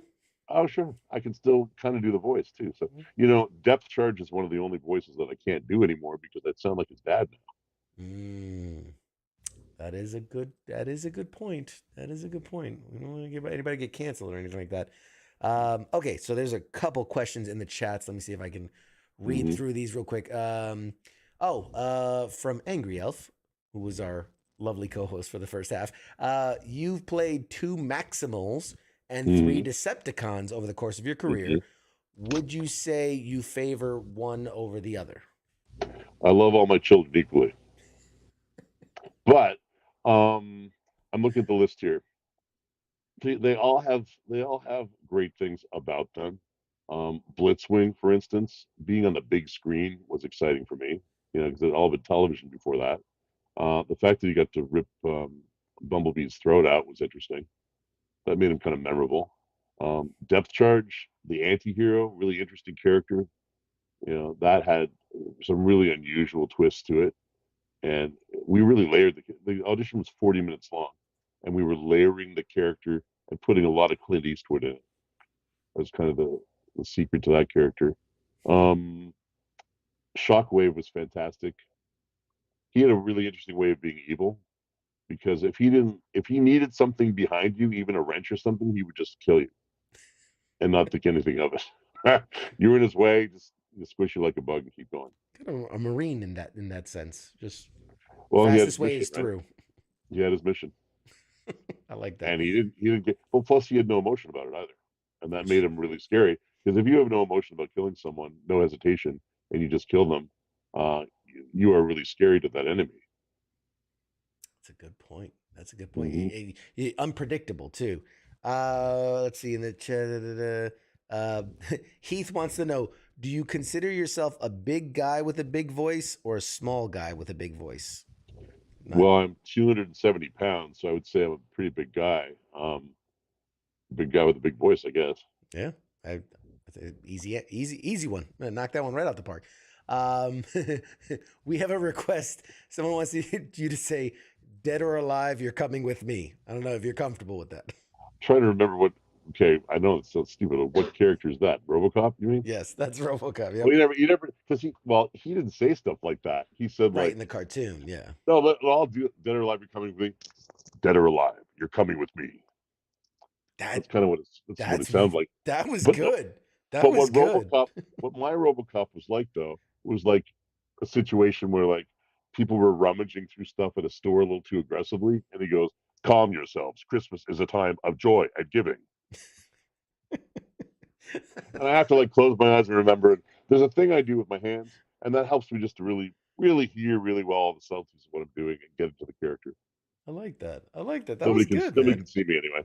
That's good. I like that. I like that, man. We're gonna hire you to do like our promos for the show. Like you're gonna watch this show. God damn it! you make them watch it. Okay. A question from one of our guys. What's been your best memory in voice acting? And I'm obviously we haven't covered everything yet. Maybe jumping ahead. Well, one of my best memories is probably the last episode that I was in as Depth Charge. Sue Blue, our director, who I'm going to be seeing this summer. It's great to see her again in England for a fan convention. She was such a performer. She acted the scene with you. Very few directors do that. It sounds like it would be a horrible day, but it was an interesting day. They handed me the script, and then I found out my character was going to die that day. So dying with no notice was kind of interesting. That's definitely memorable. Okay. All right. But there's so many experiences, working in Transformers Prime with Steve Bloom, and Peter Cullen, Frank Welker, all in the same room. Yeah, it was a pretty cool experience. I can't imagine. Just Oh, a to lot be a of stuff. fly. To be a fly on the wall, man. Oh, that'd be amazing. Okay, so that answers all those questions. Last question from the chats. How concerned are you about AI potentially replacing or stealing voices of real life actors? There will be a fight against the tide, but it's going to probably replace gigs for people that don't want to pay a lot of money. Like say you're doing a furniture store commercial and you don't really care, you just want the information presented. That'll be AI. Mhm. A lot of audiobooks, although they really do benefit from an actor there. I think a lot of those are going to be AI, unfortunately. I think there's going to be a whole sector of the business that gets blown away by it. But for what I do, man, they'd have to have a lot of advances to get all of the different nuances that the voice actors that are doing the AAA stuff. Can you imagine Call of Duty with AI voices? I don't know. Sorry, I just had a vivid, wild hallucination of an idea. Yeah, but yes, exactly. You are Yeah. So absolutely right. for the time being, the heavy drama and even the comedy stuff, the stuff that really you care about, won't be AI. Yeah, you need that nuance. You need the nuance of knowing the words and inflection and all these different things that I don't think AI can really capture right now. Every AI performance that I've seen has been just dead inside. You can tell there's nobody there. I love that. I like that a lot. Mhm. It's just the eyes are there. The eyes are open, but nobody's home, kind of thing. Does Paramount want to pay dead inside? Paramount wants people that are going to make people come to the theater and get excited about what they're doing. Right. So that's not going to happen anytime soon. Exactly. I can just imagine the posters now. All AI cast, and I don't think that's going to sell a lot of tickets. Well, there is a big reason that AI has not been more pervasive already in voice acting. There is no legal way to copyright something. If you have AI in your original screenplay or your TV show, you can't copyright it, strangely, because that voice doesn't belong to anybody. And yeah, okay, You okay, can't, I you see. can't, it isn't really original work. You Right, can't copyright something that isn't original work. right, and that would open them up to people being able to use that and do Maybe could be, anything yeah, with it. they could end up having their characters as public domain characters. I don't think they want that. Good point. All right, back to you. All right. As I was looking through your career, the first time you played Drax was in 2011, Marvel Mhm. Superhero Squad Online. Um, I read or watched an interview you did, and you were talking about how, again, you didn't really know the character and the history of the character, kind of the background. You just kind of dive into it, find his Yeah. voice, and go. But obviously, it stuck because you played him again in 8 or 9 other properties. What do you think? What do you think it is about your take on Drax that resonated, that they kept coming back to it? Well, I'll put it to you this way. I literally was so into the character, I didn't know that it was a comedy until the end of the first season of the animated series. I'm like, oh yeah, right. This is a comedy. Okay. I was playing it so straight that maybe it worked because of that, because I was just very dedicated to it. I didn't really think about what it was. I was just trying to be him. Mm, Plus, we didn't have anybody to compare. There was no Dave Bautista cast in the role. I was cast way before him. right. So we had our own way of doing it, but they guided us as to what they wanted it to be. You ever think Dave Bautista saw some of your animation and was like, maybe I'll No, model him no after way. me? He did what I do with voice acting. He just jumped in and made it his own. Nice, nice. And I mean, so people that can understand, Sure. Superhero on the Squad Online, Ultimate Spider-Man, Marvel Heroes, Avengers Assemble, Hulk and the Agents of Smash, even in the Lego universe, your Lego Marvel superheroes, the Disney Infinity, the Guardians of the Galaxy game, Marvel's Avengers Academy. I mean, over and over and over, they came back to your voice and your style, your unique characterization of Drax. I mean, that says something in an industry where, you can be replaced, right? Other people, because it's not Mhm. visual in the sense, it's just a voice. You could have other people, and I've seen a lot of these.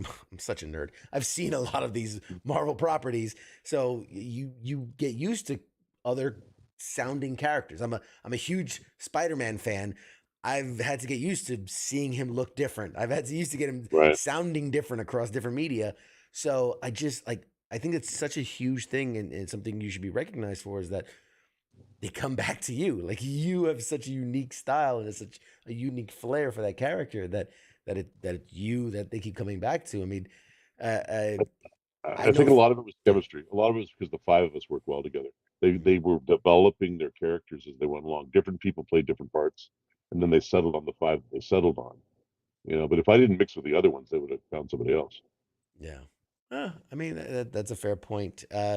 With, obviously, I kind of know all the ins and outs as far as like with Marvel animation kind of being absorbed into the Marvel Hmm. Studios of it, and Yep. trying to solidify one singular vision of how these characters are. Do you think that there's a time where that you go back to that Drax character? Do we get to hear him again one day? Well, luckily the series, because the new movie's coming out, Guardians of the Galaxy 3, they're showing the animated series a lot more now. So it's on Disney Channel and it's always on Disney Plus. But Fred Tatasciore plays Drax now because Fred Tatasciore can sound like Dave Bautista. Of course, he's a great actor as well, but they want characters that are very closely associated with the movie. And they either want the original celebrities now. This is since the studio took over, since it's a more theatrical aligned thing. The cartoon series, if they have any, will be along the same plot lines as the same timelines and all that as the movies. So they want those celebrities or people that can sound like them. Yeah, So, and I wish him well. We're friends, and no big deal. I had a yeah, great run. I can't yeah. complain. Yeah, I mean it's one of those things where it's like it's the business, Hmm. right? Like you just gotta, Yeah. there will be opportunities for them and there'll be opportunities for you. Yeah, because we've had Mick Wingert on who does the Tony Stark, and we've had Hmm. Josh Keaton who does the Cap and the Spider Man. So a lot of your fellow Marvel superhero alum, and yeah, it's it's interesting, and like I don't know, from a business aspect I kind of get it, like trying to align your universes and things like that, but Hmm. I think there is something special that the animation series can kind of go in a different direction and can stand on its own, and I think apart that would be a from, great idea. yeah, we You got to get should your work, give man. give Marvel a call about that My people will call their one. people. We'll get it Yes, ironed out. exactly. No, because um they really know I'm serious because I thought it's just not putting it down, but it's different now. It mm, seems there was a lot more joy in the Marvel TV stuff yeah, earlier on, and well, now absolutely. I think it's just they want things that are just serialized movie plots, like I said. So I don't Yeah. know. I'm not saying it's good or bad. It's just different. Does it? I mean, and this is just two people talking, but uh, does it almost feel like they're using the cartoons to be an advertisement for the movies, right? Like they're like, this is how we capture the youth to get them excited about the movie. Listen, most animation, probably 60, 70% are toy commercials anyway. A lot, or traditionally they have been. And they're using things synergistically to sell other things. That's why of course, the animated series is on a lot more now because there's a movie coming out. It makes sense. Yeah, yeah, Yeah, it's a property that they're selling, but at the same time, we inside of the shows are trying to make them as entertaining and great as we can. Well, sometimes they're selling other things too, and that's fine. It's just the way yeah, it is. yeah. It's true. I mean, anytime I hear about that, like the idea of the cartoon is just to sell the toys. Yeah, I think like GI Joe. I think that's the action figures, Transformers. I mean, like that's. I mean, come on, that was it. It was playing with the toys. That was, oh God, I But like I said, we're deep inside of this, and we're not treating it that way as we make it. right. But the reality is obviously any entertainment is going to be selling things if it Yeah, can, especially things to do with superheroes and cartoons and all that. So just part of the way it works. absolutely, absolutely. Understandable. I did a show Uh, years ago. Real fast. I did a show Please. years ago called Kaijudo, Yep. and I love it when people remember it because it really was a great show.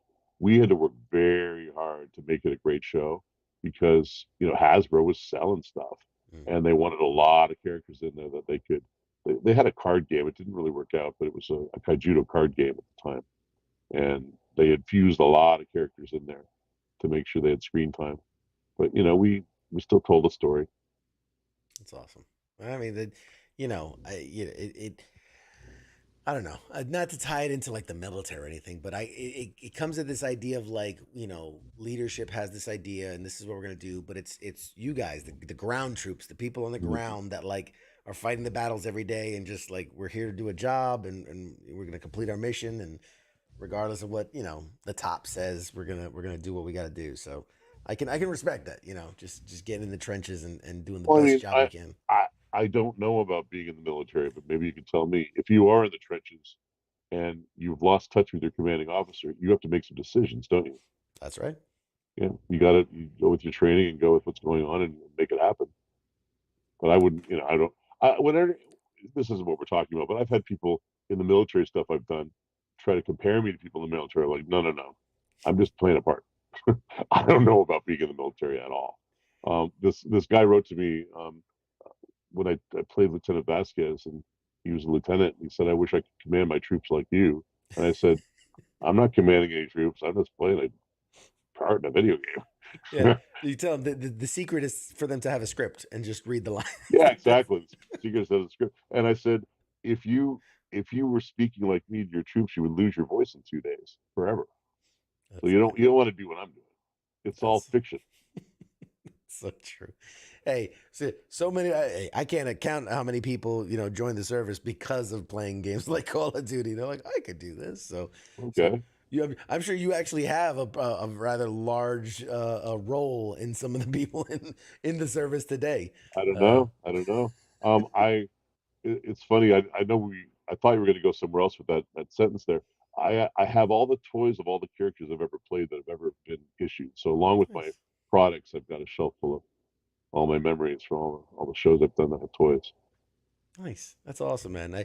I bet that I think I would do the same. I mean, obviously I have just a metric ton of just stuff, but I think if I were in the same, I think I'd be right there with you. I'd want all my characters, and like you're like you said, your children. These are your babies. These are the works you've done. Absolutely.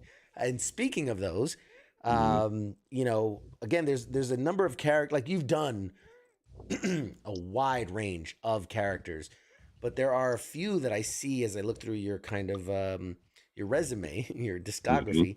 There's a few that keep popping up. So obviously, Transformers roles. We talked about Drax. Another one are Lobo and Gorilla Grodd. So in 2010, you did Lobo for Young Justice. And then in 2013, you're doing, again, in Injustice, the video game, you did the voice for Lobo. And then in 2014, you did Gorilla Grodd, starting with The Flash. When you, again, I come back to this idea of like when you're playing characters across different medias. It's one thing to say like a Gorilla Grodd for The Flash, where I'm in an episode in season 1, I'm in an episode in season 3, I'm in an episode, like you're jumping across medias, because then you're Gorilla Grodd in the cartoon, and you're Lobo in the cartoon, and then you're Lobo in the video game. Like that has to say something about your work ethic, your fingerprint on that character, that they go, yes, we like that, we want it in this thing. Well, interesting you should say that, because with Drax, it was the same character in every single thing I ever did. But for Gorilla Grodd, it was different characters.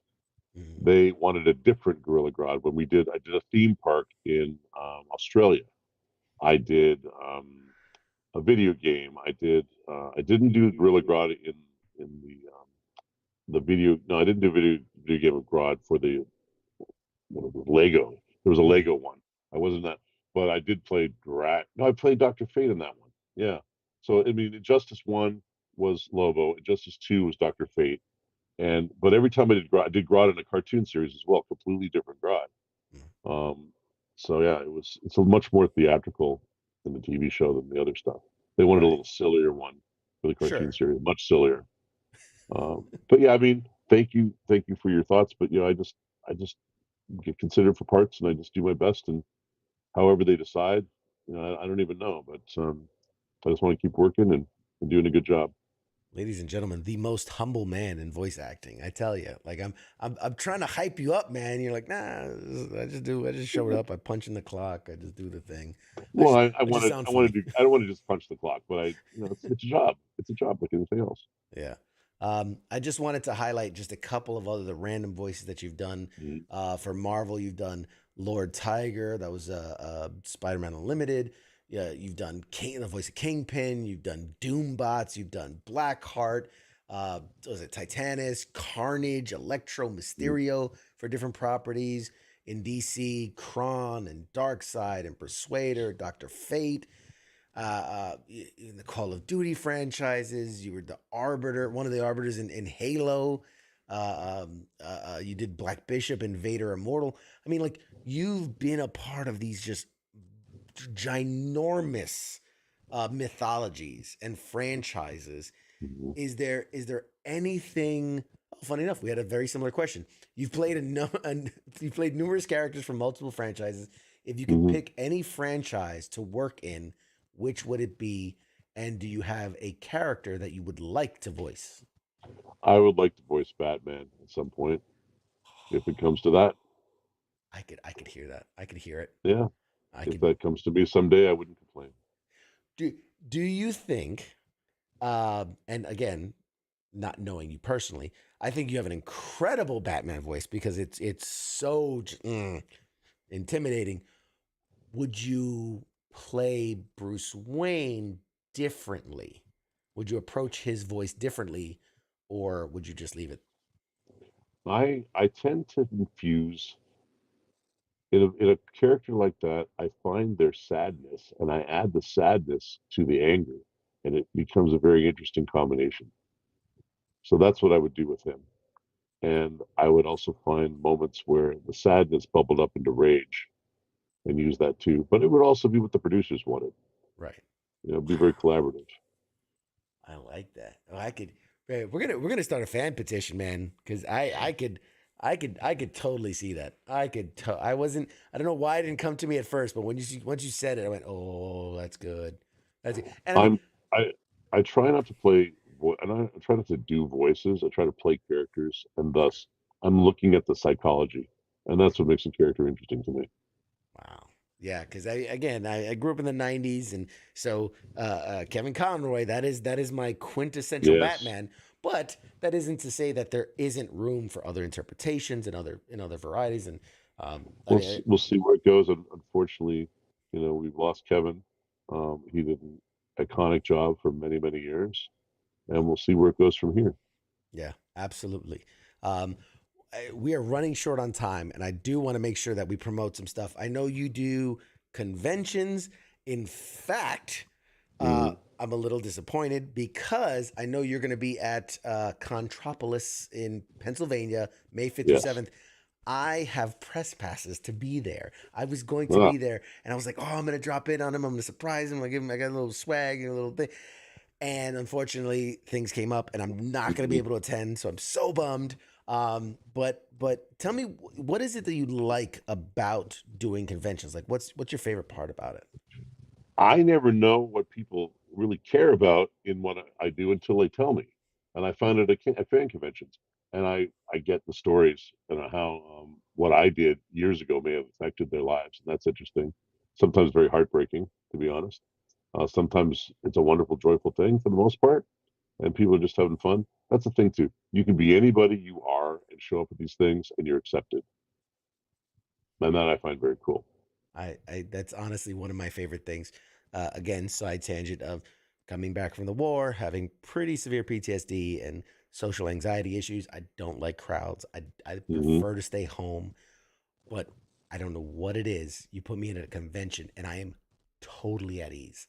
Just it's like it's this living organism, and I feel like I belong. Like I move with the crowd, and it's such a cool I think experience. I think for the most part, no one's judging anybody, and that means a lot to people, Yeah, especially if they're feeling anxiety or whatever they're going through. They yeah, can just relax at a convention. Usually, that's right. I think. Now, as good as it is, and a great people, I do know there you get a couple crazies here and there. I mean, it's part of the package. It happens. Any wild experiences that kind of stand out? Any just off the wall characters or anything? Yeah, I had a woman who said she wanted to hug me every 45 minutes, and I said, okay, you can hug me every 45 minutes. First one was cool. Second one was a little more aggressive, and the third one, I didn't see her coming, and she tackled me from behind. She's a big girl. She tackled me from behind. And they picked her up and took her out of there.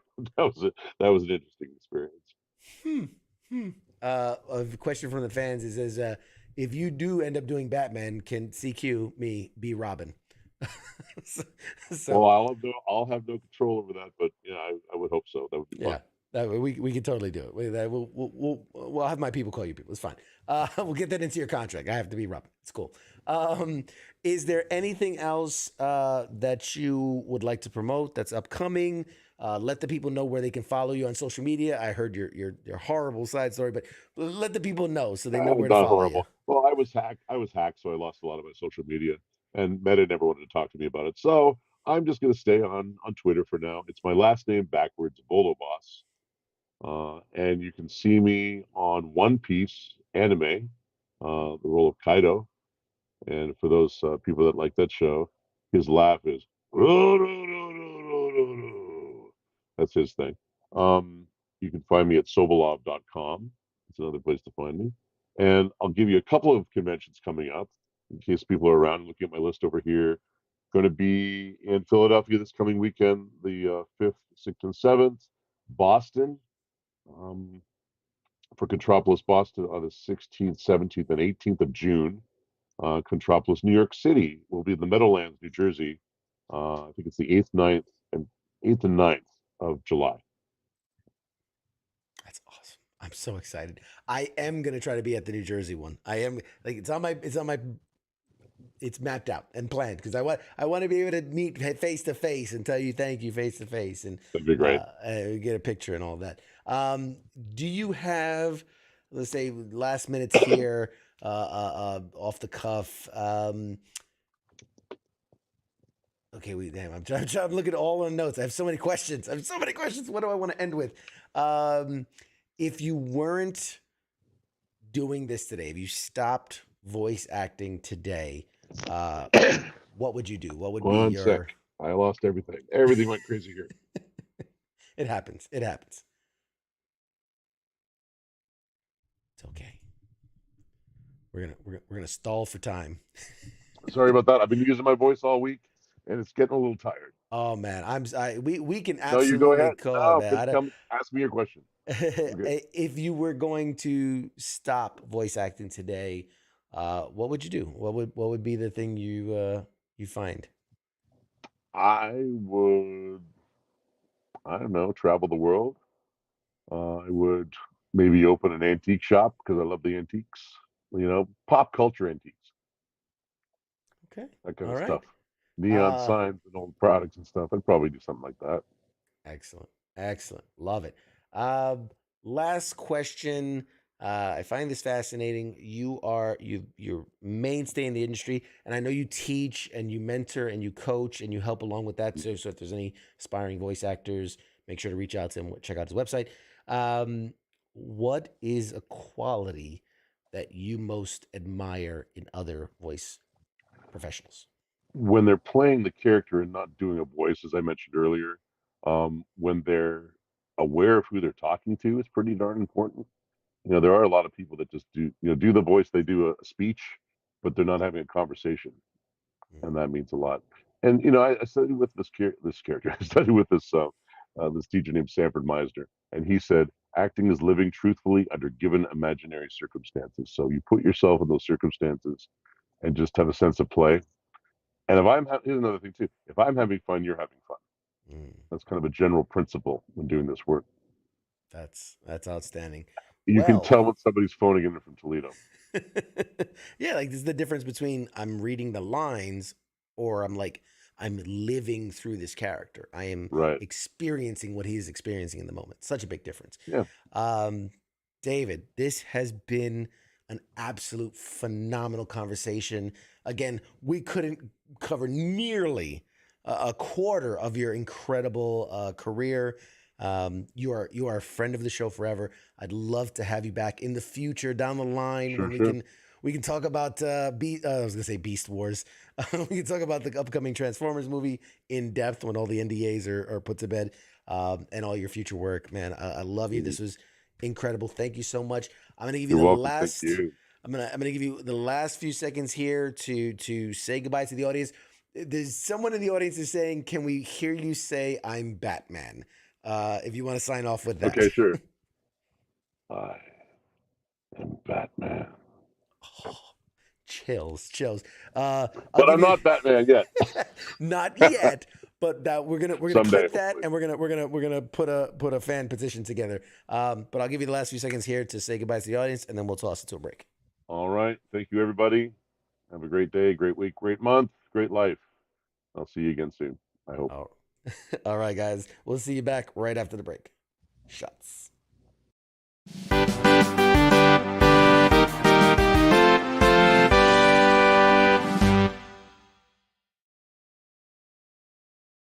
You're listening to the sounds of WTF Nation Radio.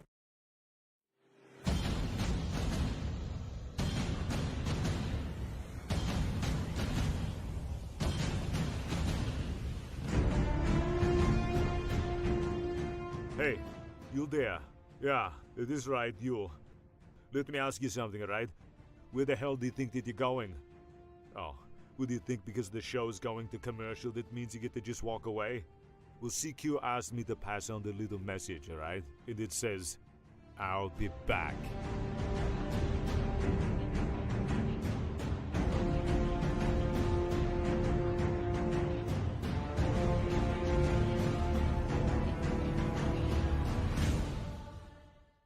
After all I've done, do you love me now? Do you love me now? After all I've said, running through your head, do you love me now? Do you love me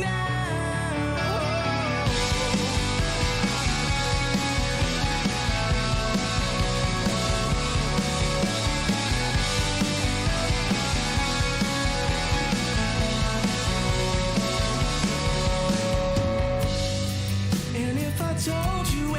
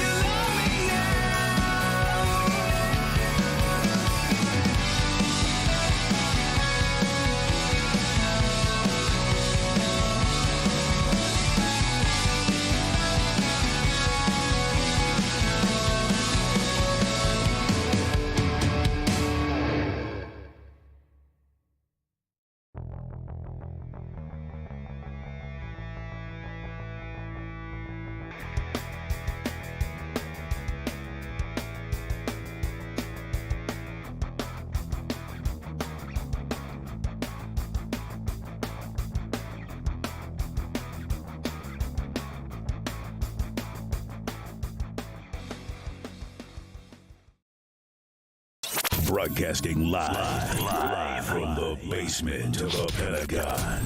This is WTF Nation Radio.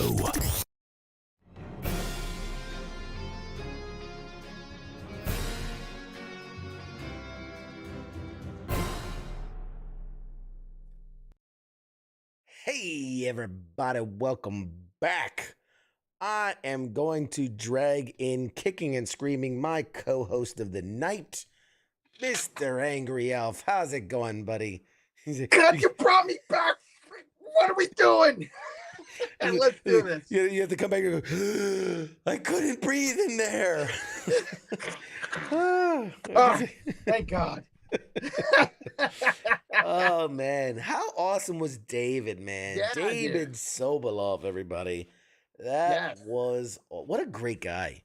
Yeah, absolutely. I was really trying to hey, man, respect for what you do, hype him up. Like, you're doing these things that a lot of people aren't doing. He's just like, yeah, just, just go in there, try to do my job and do a good job. And I'm like, dude, come on. What you do is awesome. Constant professional, man. Constant professional. He's humble, man. He had his humble pie. I tell you, he keeping it real, man. I appreciate it. I definitely appreciate his take on things. And I'll be honest, I don't think I could do it. You give me one character, one shot at one character, and I'm like, you see that motherfucker right there? Yeah, that's me.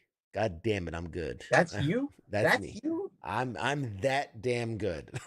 That's who I would be. I'd be give me a Twinkle Toes on fucking My Little Pony, and I'll be like, you see that fucking you see that guy? That's me. I'm that fucking good. I'm on My Little Pony. The character you want to voice is Twinkle Toes? I'm just saying. I'm just saying. Even if it was Twinkle Toes. All right. I mean, from here on out, I'm going to refer to you as Twinkle Toes, not CQ. Hey, you animate it, you get it on TV, and I will rock that shit to the ground. I will what is it? Burn rubber till the wheels come flying off, man. I will ride that thing to the ground. So what you're saying is, once we hit 88 miles per hour, we're going to see some serious shit.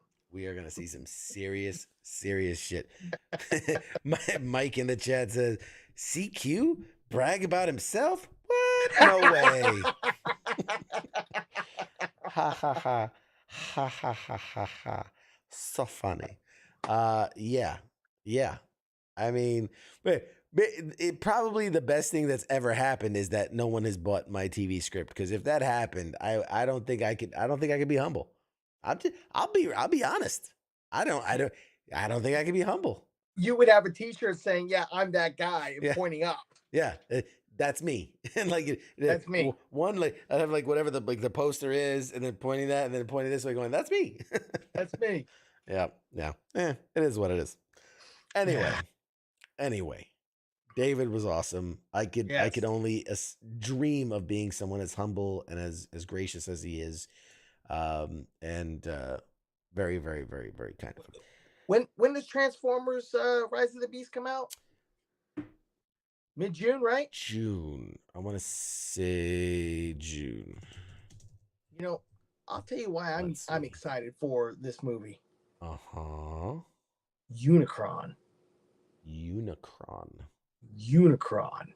Okay. I'm with Do you know who Unicron is? It rings a bell. 1986 Transformers, the animated movie. He was the major villain from that movie. He's the one that June 9th, by the way. June 9th? Okay. Yeah. So Unicron. Yes. Unicron. In fact, interesting thing about Unicron, Orson Welles' last role before he passed away. He voiced the original Unicron character, Orson Welles. Man, when you think of Orson Welles, you don't think of Unicron in the Transformers. I'll tell you that much. Rosebud. That's what you think about, Rosebud. Mm-hmm. So, anyways, moving on. Or Rise of the Beast, June 9th. I'll probably be there. Sorry. I'm going to need a second. Oh, Michael, that was funny. Oh, man. All right. Let me gather my wits and then I will read it. He said, oh, man, if that happens, me getting my own show, we will have CQ interviewing CQ. And I just had this crazy vision of me interviewing myself. Oh, man. How would you do that? Pre-recorded? I could make it work. I could totally make it work. Oh, man. I kind of want to do like a skit now. I kind of want to do like just have it as like a one-off CQ presents CQ interviewing CQ on the basis of CQ. Yeah. I'm gonna ruminate on that one. I'm gonna. Could we see that around the 150th episode? That's possible. That's possible. I mean, that's. Sorry, now the wheels are turning. The wheels are turning. See, I usually turn off the brain to do the show because otherwise now I'm just gonna sit here and be like, ooh, okay, yeah. This is gonna be an hour of that. Anyway, back to. Oh, Heath wants to know about the time I met Stan Lee. Did I ever tell you about the time I met Stan Lee? Oh, it's a great story. Oh, it's such a great story. Yeah, I think so, but I'd like to hear it again. You'd like to hear it again. Well, okay, so I've met Stan Lee on multiple occasions, right? Okay. I'm not telling that story again. Although there are different stories. There are, because I've met him different times, so there are different times. Although I always tell the first time I met him because I just like that story way better. Because the second time there was this guy Mike Larson in there, and it ruined the experience completely. Wow. But the first time I met him, sans Mike Larson, it was a great time. CQ stands for Chatty Quitter. Chatty, yes. Quitter? I don't know about Quitter, though. I think we could do something better than Quitter. Okay. Chatty Queef? Chatty Queef? Possibly. Chatty Queen. Chatty Queen. I can rock Chatty Queen. I can own that. Chatty Queen. Okay. Let's see. A couple housekeeping things real quick. So next week, no guest, and by God as my witness, I've put my foot down. There will be no guest next week. We're gonna play games. I am so pent up. I've wanted to play games with the audience for so long. We're gonna do it. Play games with the audience. I want to play games with the audience. I just got to figure out now if we're gonna do like a Jackbox party games kind of thing, or we could do some Among Us, like we did that one time. Ooh, how about this? Okay. How about this? So let's play games. Games. You want to get nuts? Right. Let's get nuts. So if an audience member wins one of the Jackbox games or whatever, or Among Us, whatever, they get a prize. But if CQ wins, it becomes double or nothing the next time, or something to that effect. That could be interesting. I feel like that's a lose-lose for me. I feel like if I lose, I have to give up something, but if I win, the next time I lose, I have to give up something better. I don't see where I benefit from this. I don't see where I feel like you're on the audience side, and I don't like it. You're on this side of the screen. You're on the front of the camera. Wait a minute. Someone's got to advocate for the audience. No. I'm a man of the people. No. I am trying to. You're buttering the people up. Butter makes people fat. Remember that. So, needless to say, no guest next week. We'll figure it out. If you guys have a preference for what we play next week, we could definitely do that. Maybe there'll be prizes involved. I don't know. Murder Box, or what's that one? Is it Murder Box? There's Murder Trivia. That's the Murder House Trivia. Yeah. There's Espionage. There's things like Quiplash and things like that, which are kind of funny. Yeah. We could always do those kind of games. So not next week, the following week, we do have Vanessa Marshall coming on. And now Vanessa Marshall, among many things, again, very accomplished voice actress. Yeah. Among many things she's done, one of them is I think she was Dr. Strangelove in the Metal Gear Solid series. So she was in like part 4, part 5, the mobile game, all that. So she's done a number of things, but she's really big into the Metal Gear Solid community. So if you remember, we had Debbie Mae West on not too long ago. She was Meryl. So another, you know, we're collecting like Flash members, CW members. We're collecting Metal Gear Solid characters. We got the whole set coming and going. He was trying to collect. Yeah, I'm trying to collect. For a while we were trying to collect Supermans. So we interviewed Brandon Routh. We've had a few people who've done animated voice of Superman. We've had a few animated voices. And then we had I'd spoke with who's the guy playing Superman now? It's like Taylor or something. Yeah, I know you're talking. I'd spoken to him about it. We spoke to Tom Welling, Smallville Superman. We've spoken to them, and you know they're busy people. Obviously, they're hard to get a hold of, but little by little, man, we're collecting Supermans too. Like I have all my collections. What about who was it played Smallville's Lex? Michael Rosenbaum. Yeah, he's got a podcast or whatever now. He does. Yes. Inside of You with Michael Rosenbaum. Yes, that's it. Yeah.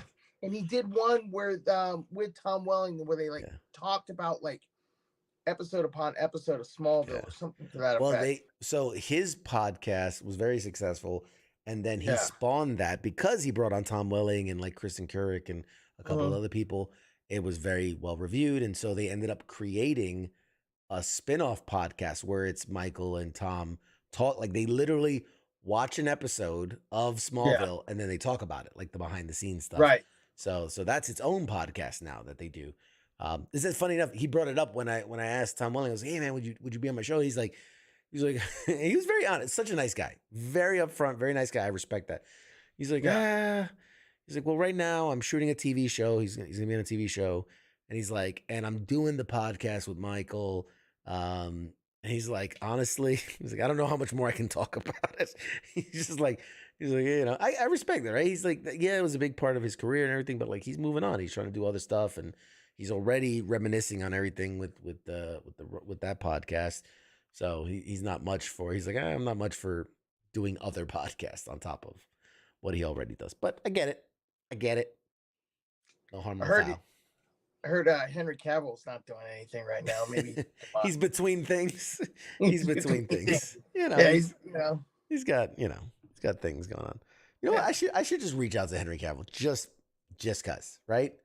Here's my theory. I reach out to anyone and everyone I can think of. And the most of them say no. Like that's just reality of things. Like one of the most gracious go fuck yourselves I've ever gotten was from Denzel Washington's people. Why I reached out to him? I don't know, man. He just seems like a nice guy. But they were like, I don't remember the exact words, but it was the most polite go fuck yourself I've ever gotten. They were just like, he's not going to do this. Like not going to happen. It's not going to happen. The way they responded, it almost sounded like, why did you even bother? But it was very nice. It was very polite, very nice. But the between the lines was like, what the fuck were you thinking reaching out to us? Like that was what was between the lines. So yeah. You got to reach up. Yeah. Punch up, right? One of these days, someone's going to say yes, just out of the blue. You know, I'm going to get like a fucking Margot Robbie or somebody who you're just like, there was no way they would say yes. And yet they did. We've come, I'll be honest. Yeah. Peek behind the curtain.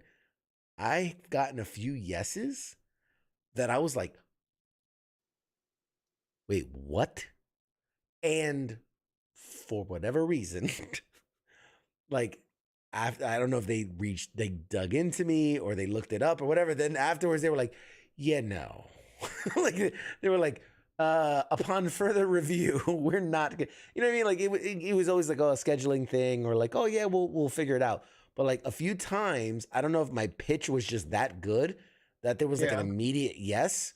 But then once it got to the point of like, okay, let's schedule it, it would either be like, oh, well, let's circle back at another time. Or like 2 or 3 times we had dates. We had scheduled dates. And they were like way in the future just because of like filming or whatever. When I say like they were big stars, like they were currently filming. And then as we would get closer to the dates, I'd be like, hey, we still good to go? And it was like, no, we're not, or I just get ghosted. You know what I mean? And so anyway, neither here nor there.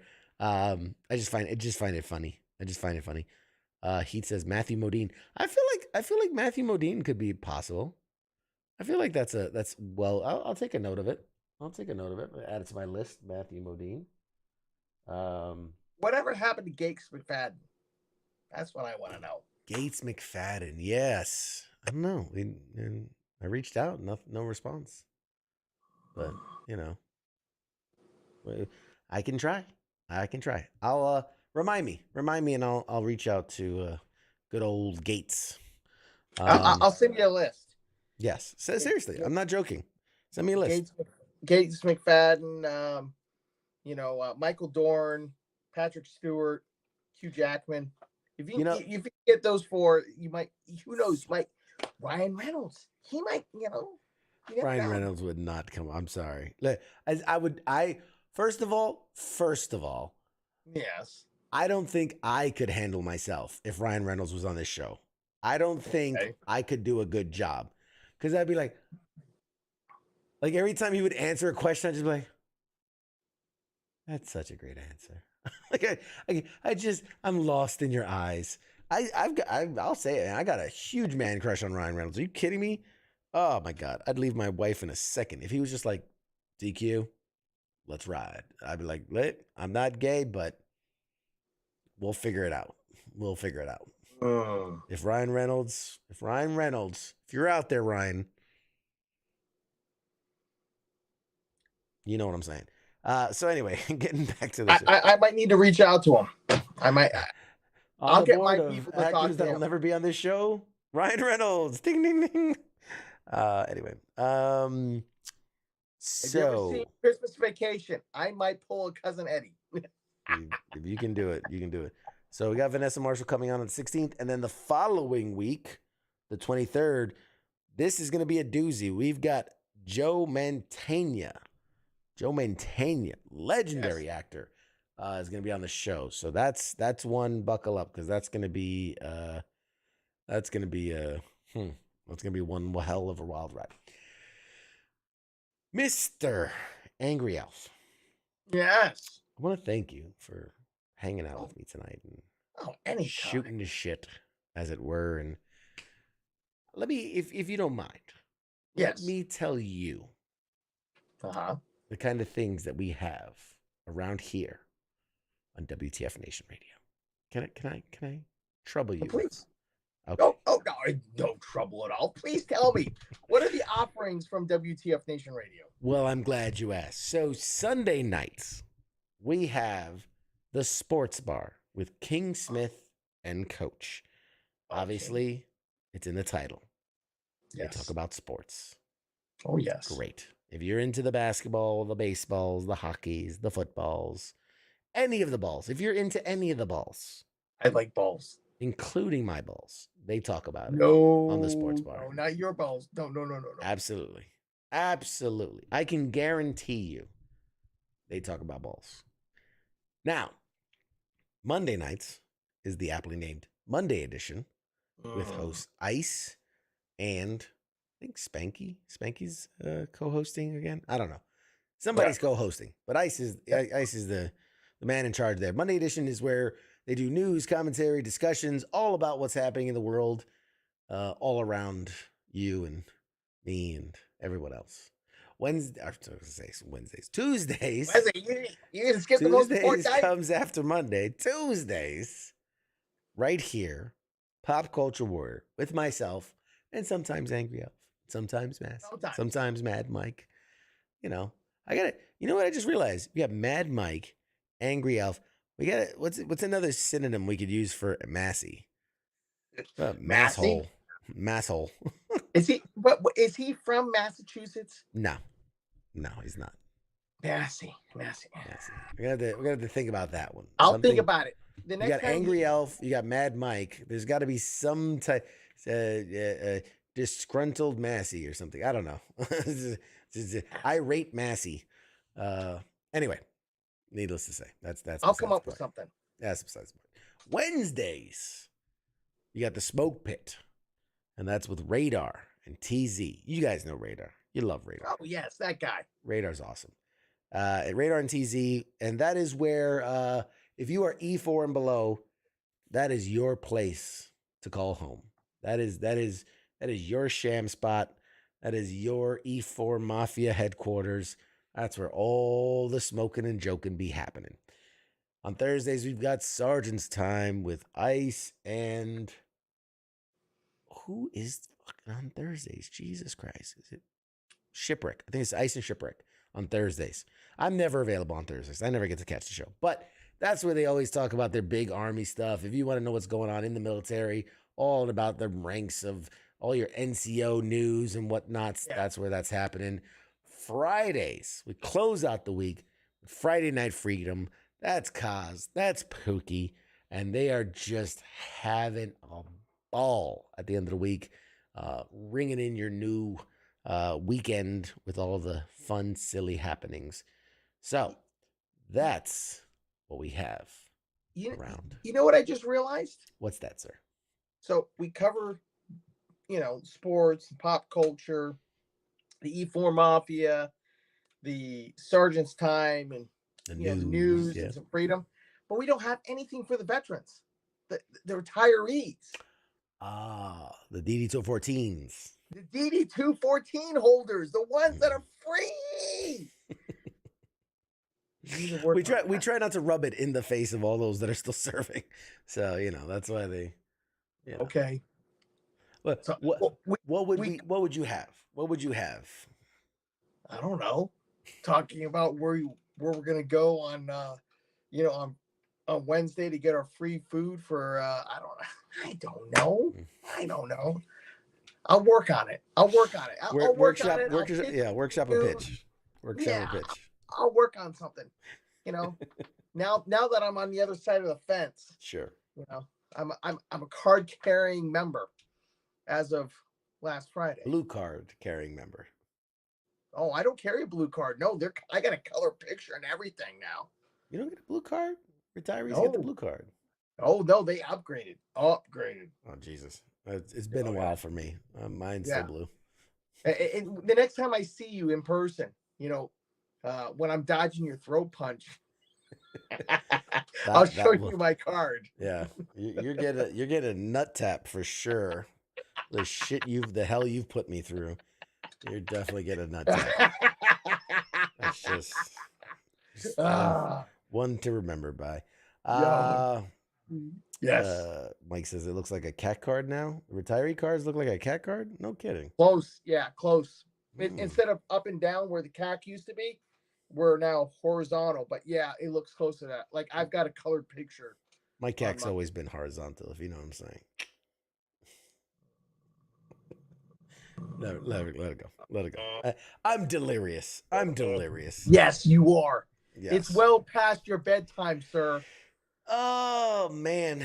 Okay. Well, we have reached that time of the night. Yes. Let's see. We've done our housekeeping. We've done our alerts. We've done...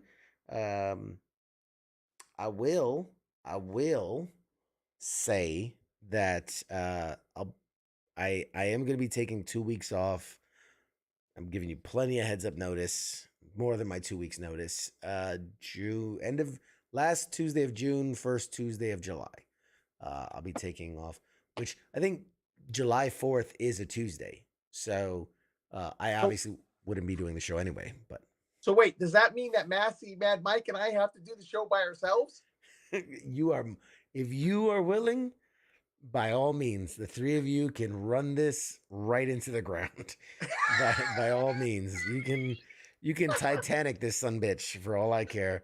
Oh, right into the ground. Yeah, I might have to reach out to them and come up with a plan. I think that's a great idea. yeah. While the host's away, the co-host will play. Right. Exactly. I could only imagine what the three of y'all could get up to while I'm gone. Yeah, give away all your swag. Yeah. You might be able to do the show. You ain't gonna be able to do giveaways. You ain't gonna be able to give away shit. Oh no, I'll get IOUs. I'll just send them out. I owe you. Yeah. Sure. But yeah, so I'll be gone those 2 weeks. But outside of that, no show interruptions until then. We have more interviews coming, more play days, more giveaways. If you're not following us on any of our social medias, please, I beg you. I'm keeping track. I have my handy dandy. Let's see. Wait, nope. There's our YouTube subscriber. That's Pop Culture Warrior on YouTube, and then there's our Facebook, Pop Culture Warrior on Facebook, and there's our TikTok, Pop Culture Warrior on TikTok, and there's our Twitter, Pop Culture Warrior on Twitter. We also have an Instagram. So look for us on all major social media networks. Lots of fun stuff going to be out there. Share. And because as we hit any next major milestone, I will definitely do big giveaways. And anytime I meet new people, I'm like, hey, are you watching Pop Culture Warrior on Tuesday nights on WTF Nation Radio? I don't even care if you don't watch live. Just subscribe, just follow, subscribe. You don't even have to watch live. In fact, you need to start sending me some cards so I can just start handing them out. You know? I've got them. I had this idea. Last thing I'll say. I had this idea because somebody else asked me that. He goes, he's in the military currently. And he's like, hey, man, if you give me like cards, I can pass them out. I'm like, yeah, but most people will just take the card and throw it away, whatever. So, but what if all of my people out there, all of my supporters, all the ones that really do want to promote the show, what if I sent them something special? Something like, I don't know, like one side could be like almost like remember, like membership card, like you are a lifetime subscriber of whatever, and someone's like a whatever on one side, like a woohoo you, but on the back side it'd have like a QR code, and that way you could be like, hey, do you watch the show? I'm like, no, like here, scan this. They would scan it, and that links them to all the socials. So it's not a card you would give out. And instead of me making, let's say, like 1,000 cards, I can make 10 or 20 of those special QR codes only for the true devotees. And they would be the only ones to get those super cool, one of a kind, something. Can you put my QR code on a butt plug? I mean, I could. Probably could. I mean, that might work. I'm gonna make a GIMP mask for you. The zipper and the QR code right on the side. No eye holes. Right on the forehead. On the forehead. No eye holes. Zip shut. Airtight. And airtight. Anyway. I can't wait till you get all three of us on the same show with you. Mad Mike, Cassie. I think all three of us would feed off of each other and just drive you insane. You would be in the corner sucking your thumb by the end of the show. I think that's what would happen.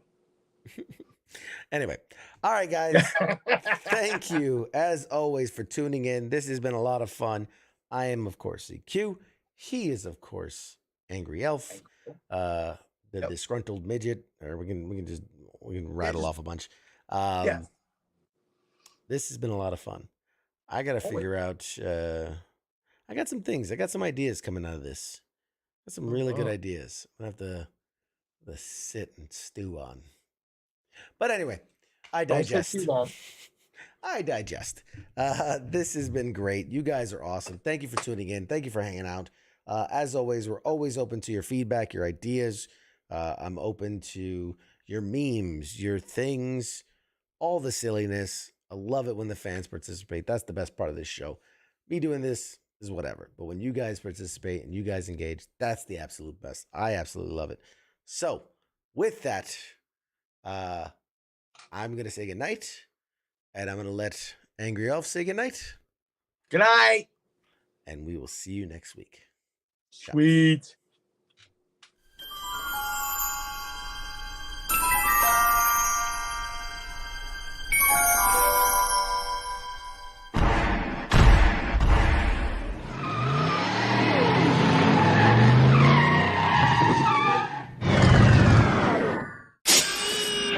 Doc! Oh, no! We're too late! We missed it!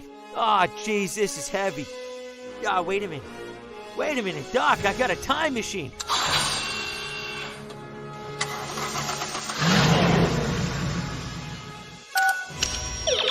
I'm just gonna punch in the coordinates. Pop Culture Warrior, Tuesday night, 8 p.m. Eastern Standard Time on WTF Nation Radio. Now crank this bad boy up to 88 miles per hour.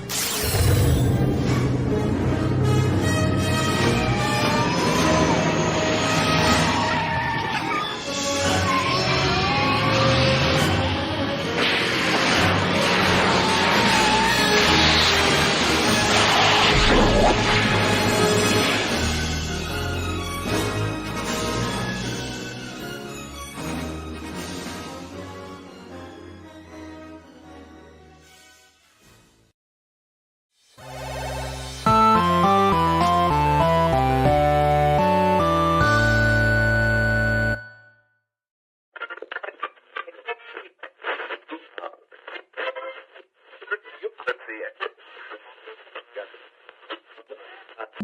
it.